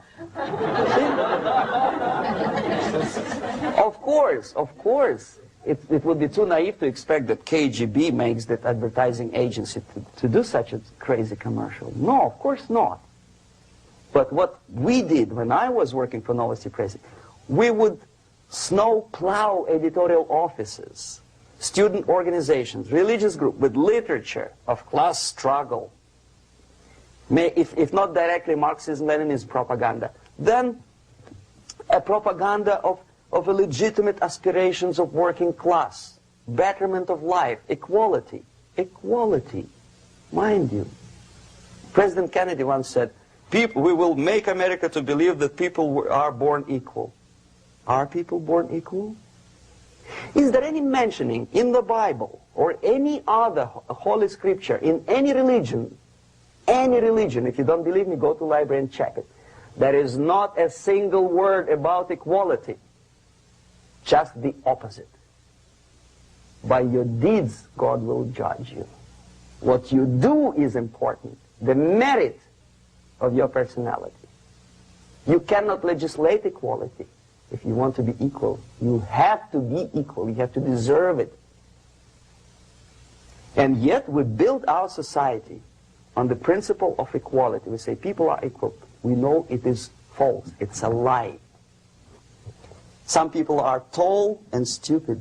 Others are short, bold, and clever.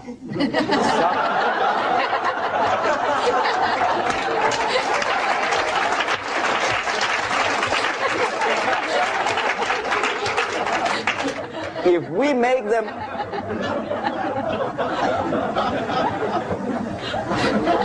we make them equal by force, if we put the principle of equality in the basis of our socio-political structure, is the same thing as building a house on sand. Sooner or later it will collapse, and that's exactly what happens. And we, as Soviet propaganda makers, are trying to push you in the direction which you go yourself. Equality, yes, equality. People are equal. Land of equal opportunities. Is it true or not? Think about it. Equal opportunities. Should there be equal opportunities? For me and for a lazy bastard who comes here from some other country and immediately registers as a welfare recipient benefits? I never received a single dollar. No, sorry, I did receive once. But I never applied for welfare. For the 13 years, I took any job. Security guard, journalist, taxi driver, anything. Well, I was restless, but some people don't like it. They immediately. So why should we have equal opportunities? Why? The equal opportunity to excel. Equal opportunity in equal circumstances, yes, but we know people are different. To excel, yes, provided we reach the same level of excellency, perfection, which is hypothetical, distant future. Yes, maybe. But we know perfectly well that even with the best intentions, people could not be equal. Why should we have equality in the, say, legal system? Myself, I'm considering myself a law-abiding citizen, and a person who comes here to rob and shoot, say, the United States administration under Carter imported thousands of Cuban criminals. They were non-criminals, yet they were accepted. Do you think it's fair if myself and my wife from Philippines, who work like a, excuse me, horse as a lab technician in a hospital, should have the same rights as a criminal from Cuba? Why? And yet we repeat as parrots, equality, equality, equality. And the Soviet propaganda system helps us to believe that equality is something which is desirable. Democracy, as it was established by fathers of this country, of this system in the last century, is not equality. It's the system where different people, unequal people, have a chance to survive and help each other in constant competition, in constant perfection, not in equality, which is superimposed from a godfather or nice person in Washington, D.C. And the absolute equality exists in Soviet Union, quote-unquote equality. Everybody is equal in dirt, except some people are more equal than the others in Politburo.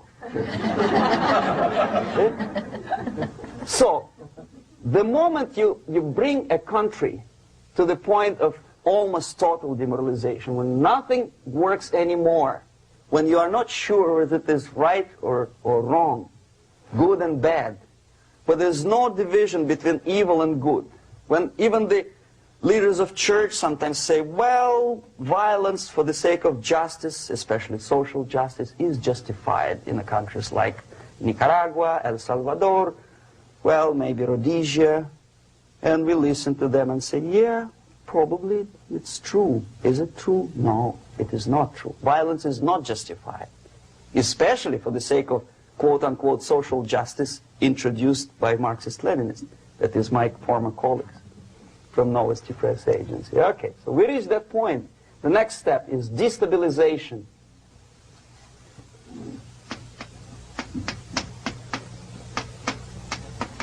Again, this word says for itself what it is. To destabilize all the relations, all the accepted institutions and organizations in a country of your enemy.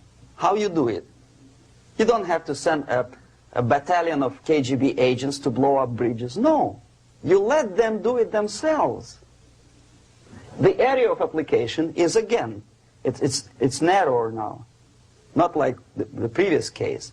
The overt legitimate actions of the KGB in this case would be hardly noticeable. There is no crime if a professor who recently went to USSR introduces a course of Marxism-Leninism in a Californian college, for example. Nobody is going to come to his doorstep and say, okay, mister, come, you are under arrest. No, it's not a crime. It's not even considered a moral crime against your country. So the area of application here is narrowing down to economy, again, labor relations, right? To law and order, plus military. And economy, law and order. Yes, and again, the media, but wider scope, a little bit different. I'll explain you later. Okay, basically 3 areas. Economy. The radicalization of bargaining process. If on that stage we still could achieve, theoretically, some positive compromise between the negotiating sides with say, arbitrary, introduction of arbitrary judges, a third side, objectively judging the demands of both sides. Here it's radicalization. On the stage of destabilization, we cannot come to compromise even within a family. The husband and wife couldn't figure out which is better. Husband wants his kids to eat at the table, and wife wants him, a child, to roam around the room and drop food all over the floor. They cannot come to compromise unless they start a fight. It's impossible to reach a compromise, constructive compromise, between neighbors. Some people say, I don't like you to watering your lawn at that time because exactly at that time I'm walking my dog and he's getting nervous. He cannot pass his bowels, you know. So they cannot compromise. They go to a civil court or something like that. Radicalization of human relations. No more compromise. Fight, fight, fight. The normal, traditionally accepted relations are destabilized. The relations between teachers and students in schools and colleges. Fight. The relations between, in economical sphere, between laborers and employers are further radicalized. No more acceptance of the legitimacy of demands of workers. Unlike Japanese, with the theory Z, if you ever heard about it, where the workers are involved in decision-making process, therefore they don't have moral incentive to fight their bosses. In the United States, it's just the opposite. The harder is the fight, the better. The more heroic they look. When the Greyhound network was on strike recently, the correspondents of local TV networks all over the United States were approaching the strikers, and they say, oh yes, we are doing something nice. They look like heroes and they were proud. There was some family, the husband was bus driver. Now they decided in a protest against the bosses to camp somewhere in the forest. And they were presented to the audience as a heroic, nice people. You see? The violent clashes between passengers, picketers, and the strikers are presented as something normal. 10, 15, 20 years ago, we would be angry, say, why so much hatred? Today we are not. We say, well, it's commonplace. Radicalization, militarization sometimes. As I explained on that stage, I took a step a little bit further. Shooting people. Okay, law and order now also is pushed into the area where previously people settled their differences peacefully and legitimately. Now we are getting with this court cases in the smallest irrelevant cases. We cannot solve our problems anymore. The society at large becomes more and more antagonistic between individuals, between groups of individuals, and the society at large. The media puts himself in the opposition to the society in general, at large. Separate, alienated. Okay? On that stage, you remember I was talking a couple of hours ago about the sleepers That's when the students from, say, United States, if they are trained in Lumumba University, or developing nations, that's the students I was dealing with, are being sent back from the Soviet Union here.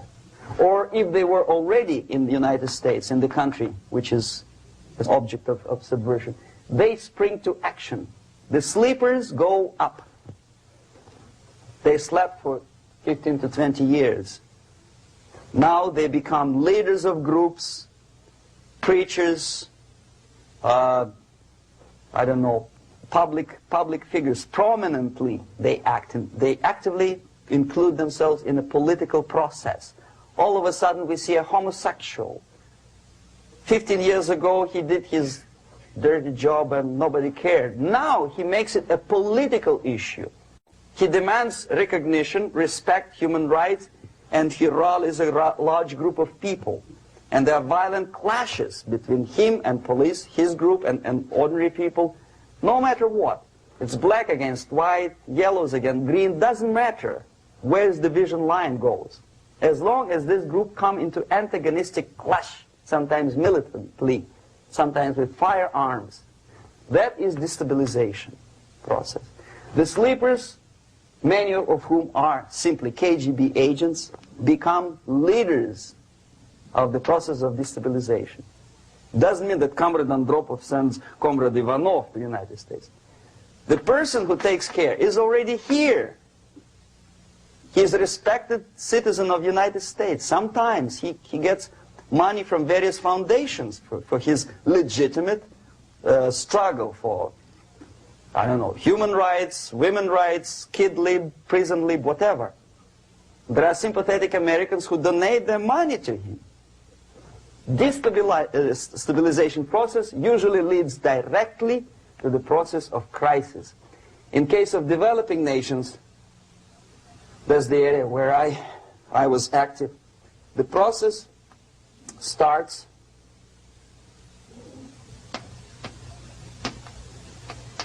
when the legitimate bodies of power, the social structure collapse. It cannot function anymore. So instead, we have artificial body injected into society, such as non-elected committees. You remember I was talking about them here. Social workers who are not elected by people, media who are self-appointed rulers of your opinion, some strange groups which claim that they know how to lead society forward. They don't usually. All they care is how to collect donations and sell their own concocted ideology, mixture of religion and ideology. Here, we have all this artificial body claiming power. If the power is denied to them, they take it by force.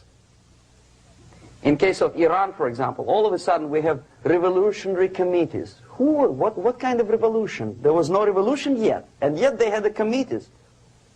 They were taking power of judgment. They had the power of execution, they had the power of legislation, and that they had the power of judicial. All of them combined in one person, who is half-baked intellectual, sometimes graduated from Harvard University or Berkeley. He comes back to his country and he thinks that he knows the answer to all the social, economical problems.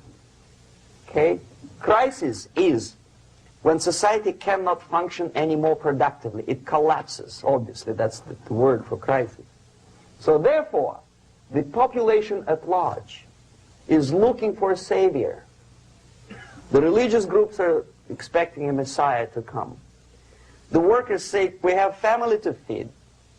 Let's have a strong government, maybe socialist government, centralized. When somebody put the employers on their place and let us work. We are sick and tired of going to strike and missing overtime and all that stuff. We need some strong man, strong government, a leader, a savior is needed. Population is sick and tired already. And here we are. We have a savior.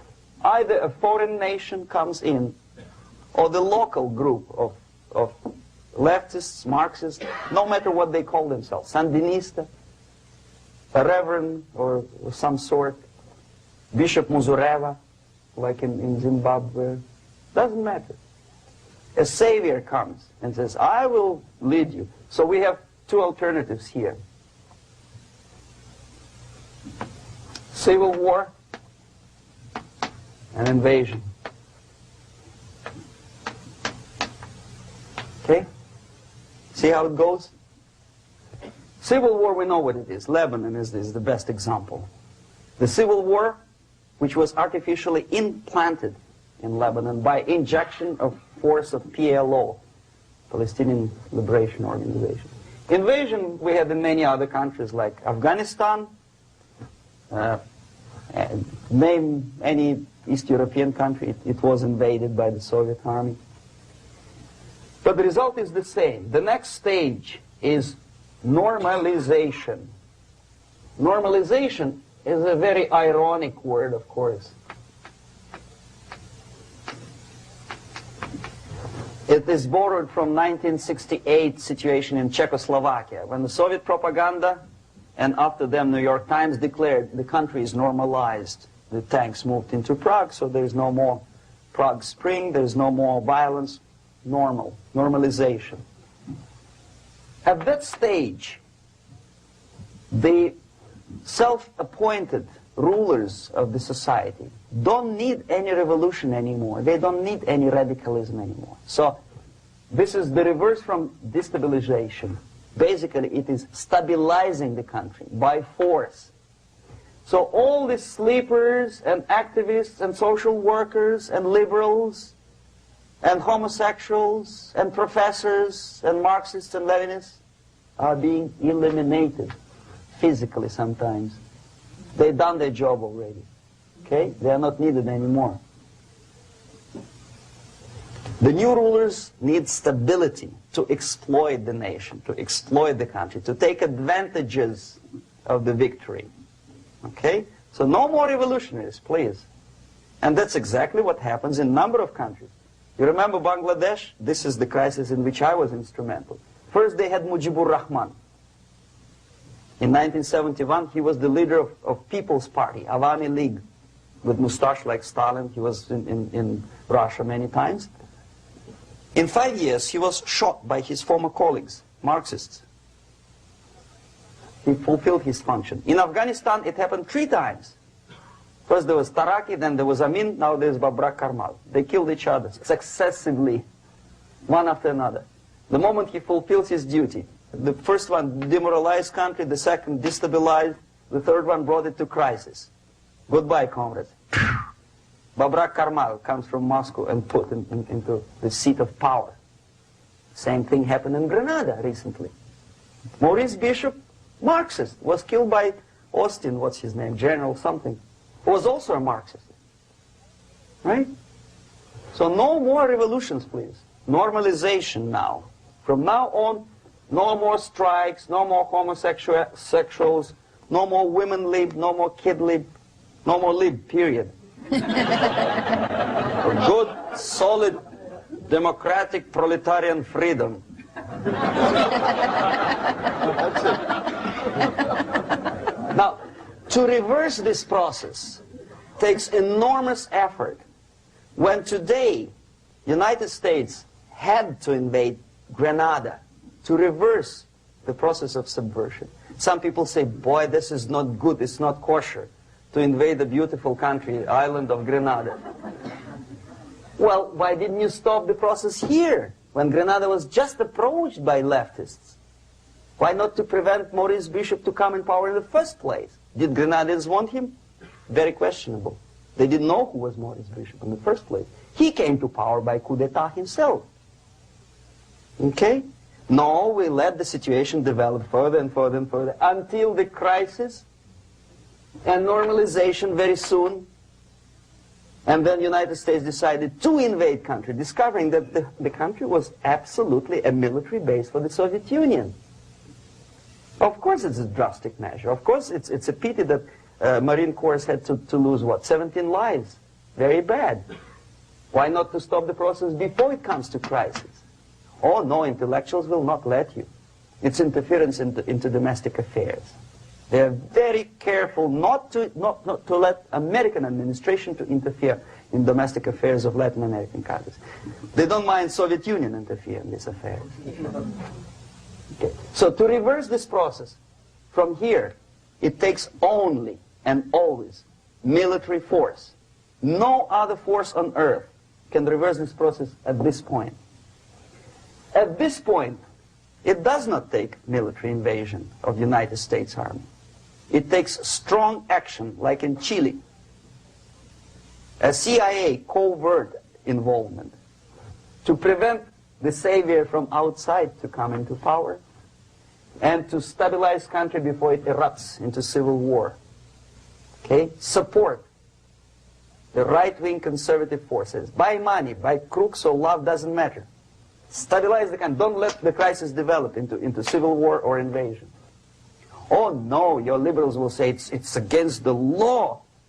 The Congress will not appropriate money for covert actions of CIA.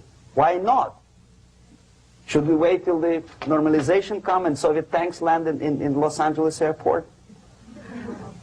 Now, at that point, at the point of destabilization, also the process could be reversed.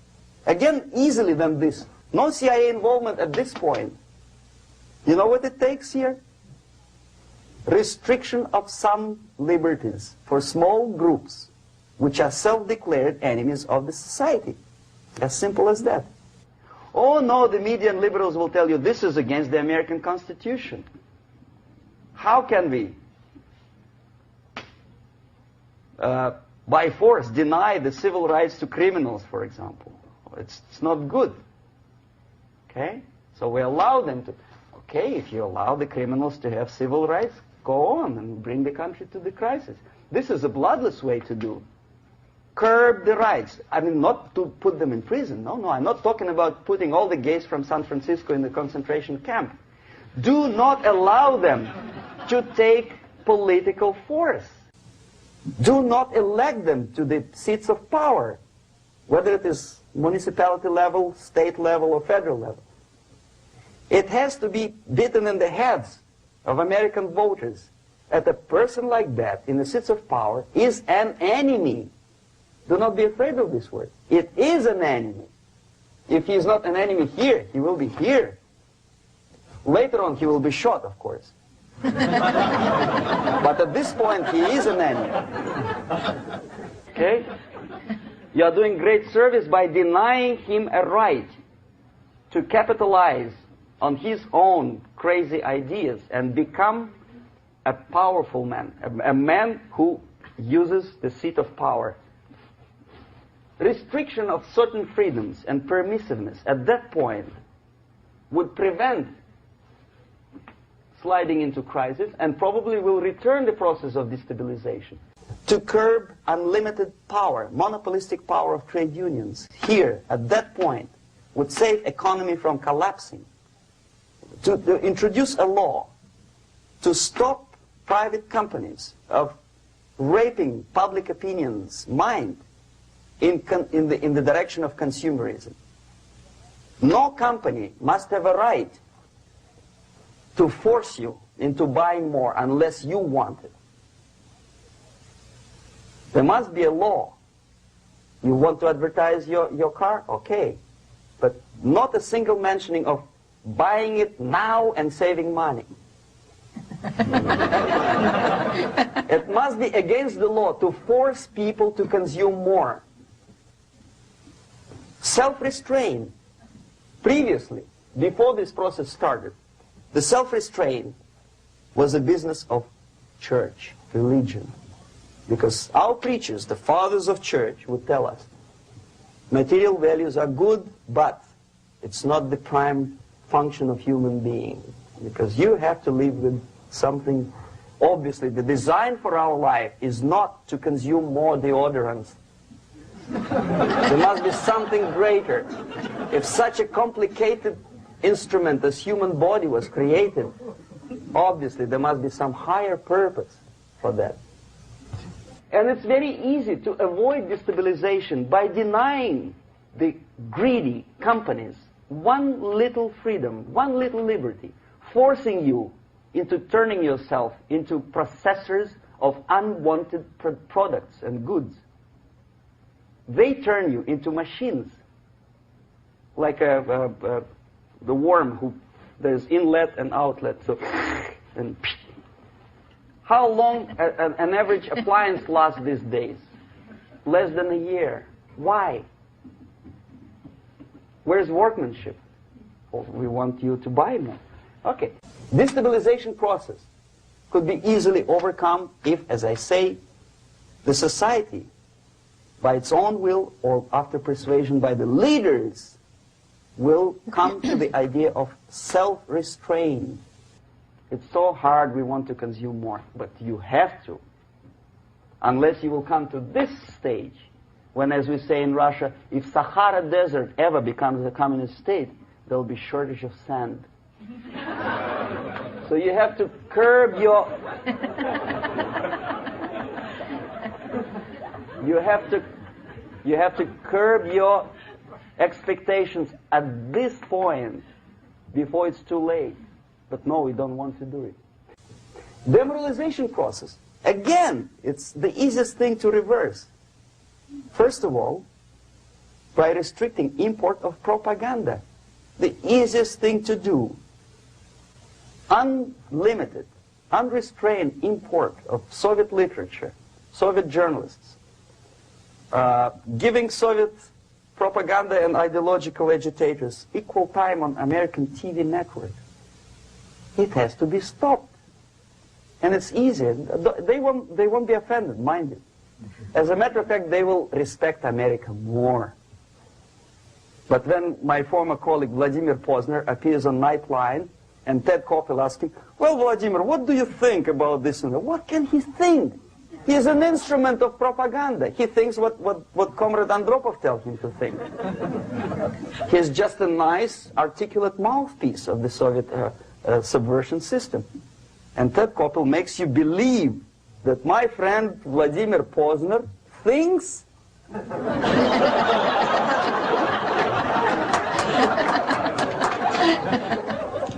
the process of demoralization may not have started at all if at that point the country, which is a recipient of subversion, actively, not violently, but actively, prevents importation of foreign ideology.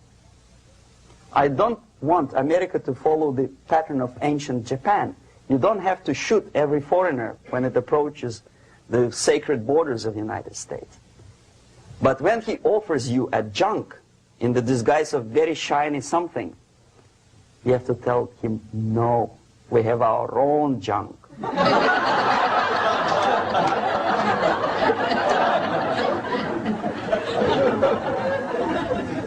If at that point the society is strong, brave, and conscientious enough to stop importation of ideas which are foreign, then the whole chain of events could be prevented. Recently I've been to Philippines, and I was shocked how in big cities like Manila, children listen to deafening music. A melodious nation with long traditions of good, nice ethnic music, introduced by Spanish long time ago, maybe 2 centuries, 3 centuries ago, I don't remember how long. All of a sudden listen to musical garbage, blasting their radios at full blast, at full volume. Why? In India, I spent many years watching the reactions of Indians walking out of movie theaters after seeing Hollywood production. They couldn't figure out why Americans are so wasteful. They smash their cars, their shiny cars, every 5 minutes. How come they shoot each other for $500,000?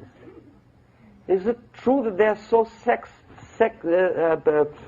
obsessed with sex? Can you imagine showing a movie where each 5 minutes there's a copulation on the screen to a country like India with long tradition of respect to these private matters, or to Pakistan,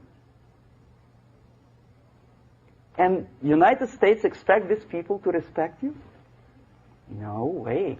Oh yes, they will see the movie. They'll pay 5 rupees to see that garbage. But they walk out and will tell their kids, don't respect Americans. Don't be like Americans. See? So, the process of demoralization could be stopped right here, both as an expert and as an import. And that takes one step, one very important thing to do. You don't have to expel all the KGB agents from Washington, D.C. The most difficult and at the same time the simplest answer to the subversion is to start it here and even before, by bringing back the society to religion, something that you cannot touch and eat and put on yourself, but something that rules society and makes it move and preserve it. A Soviet scientist, Shafarevich, who has nothing to do with religion, he is a computer scientist, did a very intensive research on the history of socialist countries. He calls socialist or communist any country with a centralized economy and a pyramidal style of power structure. And he discovered, actually he didn't discover it, he just brought to attention of his readers, that civilizations like Mohenjo-Daro in the river Indus area, like Egypt, like Maya, Incas, like Babylonian culture, collapsed and disappeared from the surface of Earth. The moment they lost religion, as simple as that, they disintegrated. Nobody remembers about them anymore. Well, distantly. So, the ideas are moving society and keeping mankind as a society of human beings, intelligent, moral agents of God. The facts, the truth, the exact knowledge may not. All the sophisticated technology and computers will not prevent society from disintegrating and eventually dying out. Have you ever met a person who would sacrifice his life, freedom, for the truth like that? This is truth. I never met a person who said, this is truth and I'm ready to shoot me. To defend the truth. Right? But millions sacrifice their life, freedom, comfort, everything for things like God, like Jesus Christ. It's an honor. Some martyrs in the Soviet concentration camp died. And they died in peace, unlike those who shouted, "Long live Stalin," knowing perfectly well that he may not live long. Something which is not material moves society and helps it to survive. And the other way around. The moment we turn into 2 by 2 is 4 and make it a guiding principle of our life, our existence, we die. Even though this is true, and this we cannot prove. We only can feel and have faith in it. So the answer to ideological subversion, strangely enough, is very simple. You don't have to shoot people, you don't have to aim missiles and Pershings and cruise missiles at Andropov's headquarters. You simply have to have faith and prevent subversion. In other words, not to be a victim of subversion. Don't try to be a person who in judo is trying to smash your enemy and being caught by your hand. Don't strike like that. Strike with the power of spirit and moral superiority. If you don't have that power, it's high time to develop it. And that's the only answer. That's it. Thank you.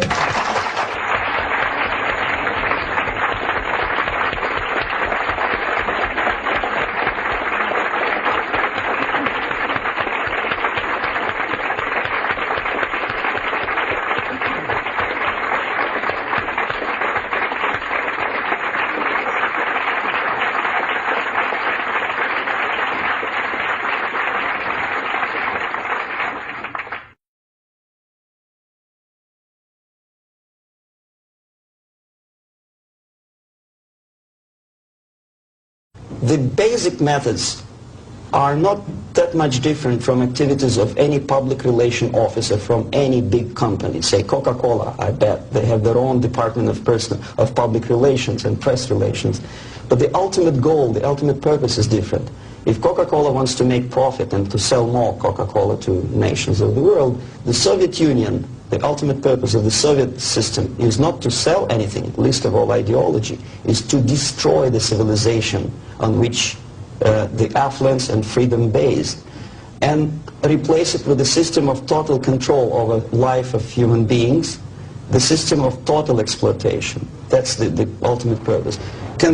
My specific measures, which I was forced to do, unwillingly of course, but I had to do them just to promote myself further and further, is bribery, corruption, befriending politicians, members of parliament, influential scholars, members of civil service, businessmen.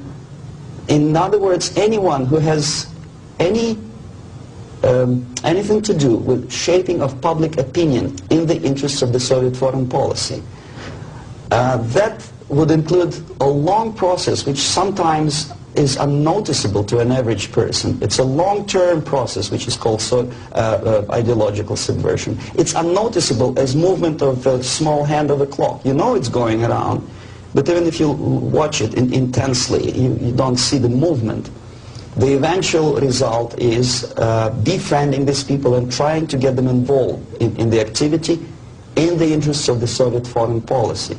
The immediate impulse when I learned that the Soviet Embassy, Department of Research and Counter-Propaganda, of which I was a deputy chief, is engaged neither in research nor in counter-propaganda. It is a department which is compiling information of private nature on individuals divided in two groups, good boys and bad boys. The sympathetic people were promoted in media and public life. The people who were opposed to the Soviet foreign policy were blackwashed, blackmailed, and destroyed, first morally and sometimes physically too. Understanding of what I was doing came to me when I looked through a press release of United States Information Service describing an incident in a South Vietnamese city of Hue, captured by communists from Hanoi for 48 hours. Then it was recaptured by United States and South Vietnamese armies, and to their horror they discovered that within 2 nights the communists could manage to round up more than 15,000 people and execute them. Most of these people were either sympathetic to United States or to the Western culture, or directly involved in activities supporting United States President in South Vietnam, agents of CIA naturally, even barbers because they know too much. They were executed, and United States intelligence couldn't figure out how could they possibly do it in such short period of time. Later on they discovered, they found out from several defectors that long before communists occupied that city, there was an extensive omnipresent network of informers who knew exactly the addresses, the names, the whereabouts of each individual who was later executed. When I turned to my own files, I discovered that basically that information exists in my department. So it doesn't take much intelligence to understand what I was doing in India. I was compiling information. Comes revolution, these people would be executed. Indirectly, I was involved in a criminal activity, in mass murder. I decided to defect and explain it to Americans, and the response I already described. I was called a paranoid. But I decided to defect and try nevertheless.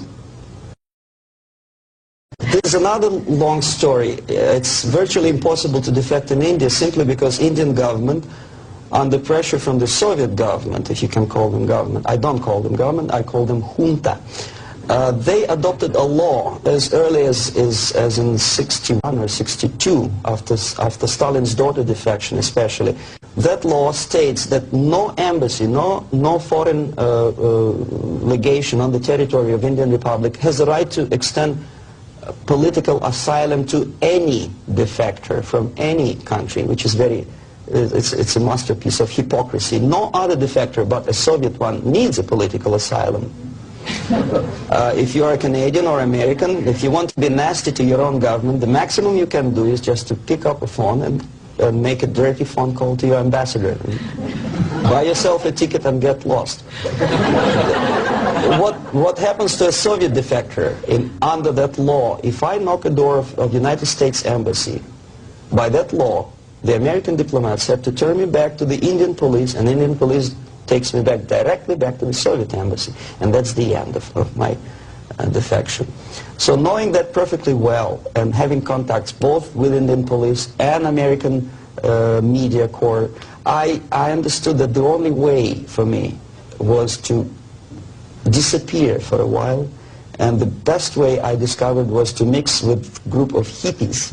Mind you, that was the time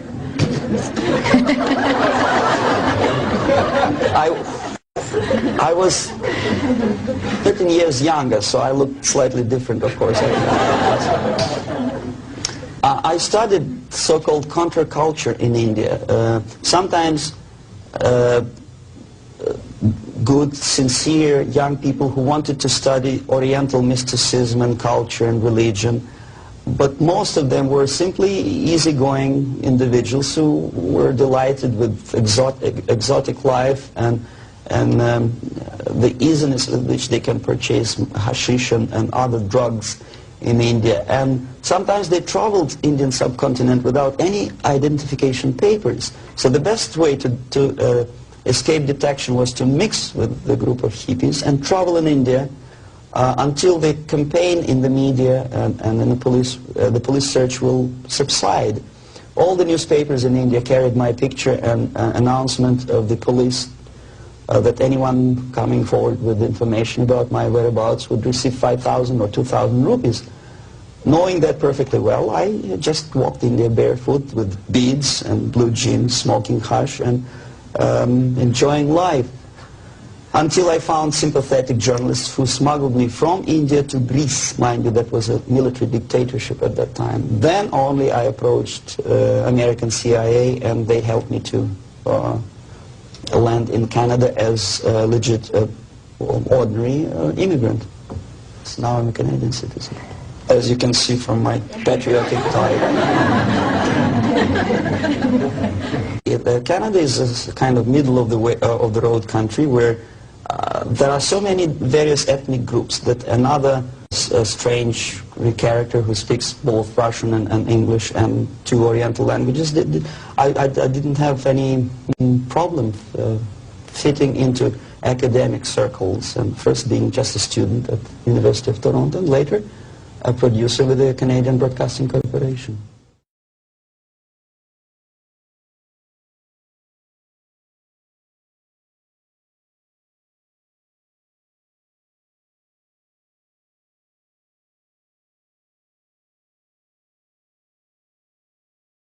If it's a free, democratic society, there are many different movements within the society. There are obviously, in every society, there are people who are against this society. They may be simple criminals, ideologically in disagreement with the state policy, conscientious enemies, simply psychotic personalities who are against anything. Right? All these movements will be directed in one direction. Right? This is the time to catch that movement and to continue it until the movement forces the whole society into collapse, into crisis. We don't stop an enemy. We let him go. We help him to go in the direction we want them to go. Okay?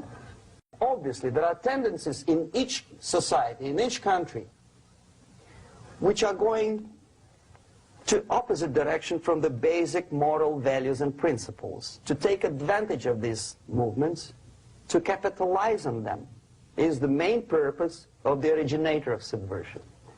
So we have religion, we have education, we have social life, we have power structure, we have labor relations, unions, and finally we have law and order. 1, 2, 3, 4, 5, 6. Okay? these are the areas of application of subversion. What it means exactly? In case of religion, destroy it, ridicule it, replace it with various sects, cults, which bring people's attention, faith, whether it is naive, primitive, doesn't really matter. As long as the basically accepted religious dogma is being slowly eroded. Education. Distract them from learning something which is constructive, pragmatic. Teach them history of urban warfare, natural food, home economy, your sexuality, anything, as long as it takes you away. Okay? Social life. Replace traditionally established institutions and organizations with fake organizations. Take away the initiative from people. Take away the responsibility. Power structure. Okay. The natural bodies of administration, which are traditionally either elected by people at large or appointed by elected leaders of society, are being actively substituted by artificial bodies. The bodies of people, groups of people, whom nobody elected. Never. As a matter of fact, most of the people don't like them at all, and yet they exist. Do not have neither qualification nor the will of people to keep them in power, and yet they do have power. Okay. Together with that, there is another process. Law enforcement, law and order organization and structure is being eroded. For the last 20, 25 years, if you see old movies and new movies, you can see that a policeman, an officer of the United States Army, looks dumb, angry, psychotic, paranoid. A criminal looks nice, and he's unproductive only because society oppresses him. A policeman is a pig, rude policeman. He abuses his power. No? A generality, generalization like that. The hatred, the mistrust to the people who are supposed to protect you and enforce law and order. Moral relativity. Okay, labor relations. At this stage, within 15 to 20 years, we destroy the traditionally established links of bargaining between employer and employee. Millions of people suffer from that strike because economy now is interdependent. It's intertwined like one body. What is the motivation for strike? Improving of a worker's condition? No, obviously it's not. Then what is it? Ideology. To prove to these capitalists. And the obedient horde of workers, like sheep, follow these people. And they cannot disobey. Why?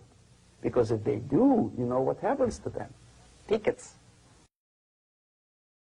Whenever trade union strikes, we have influx of propaganda, mass media, ideological dissemination.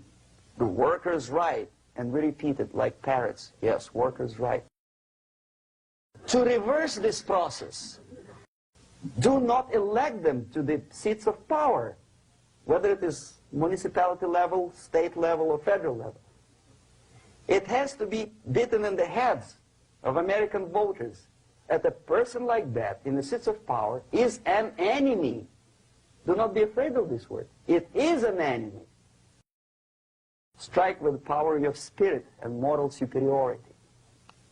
If you don't have that power, it's high time to develop it. And that's the only answer.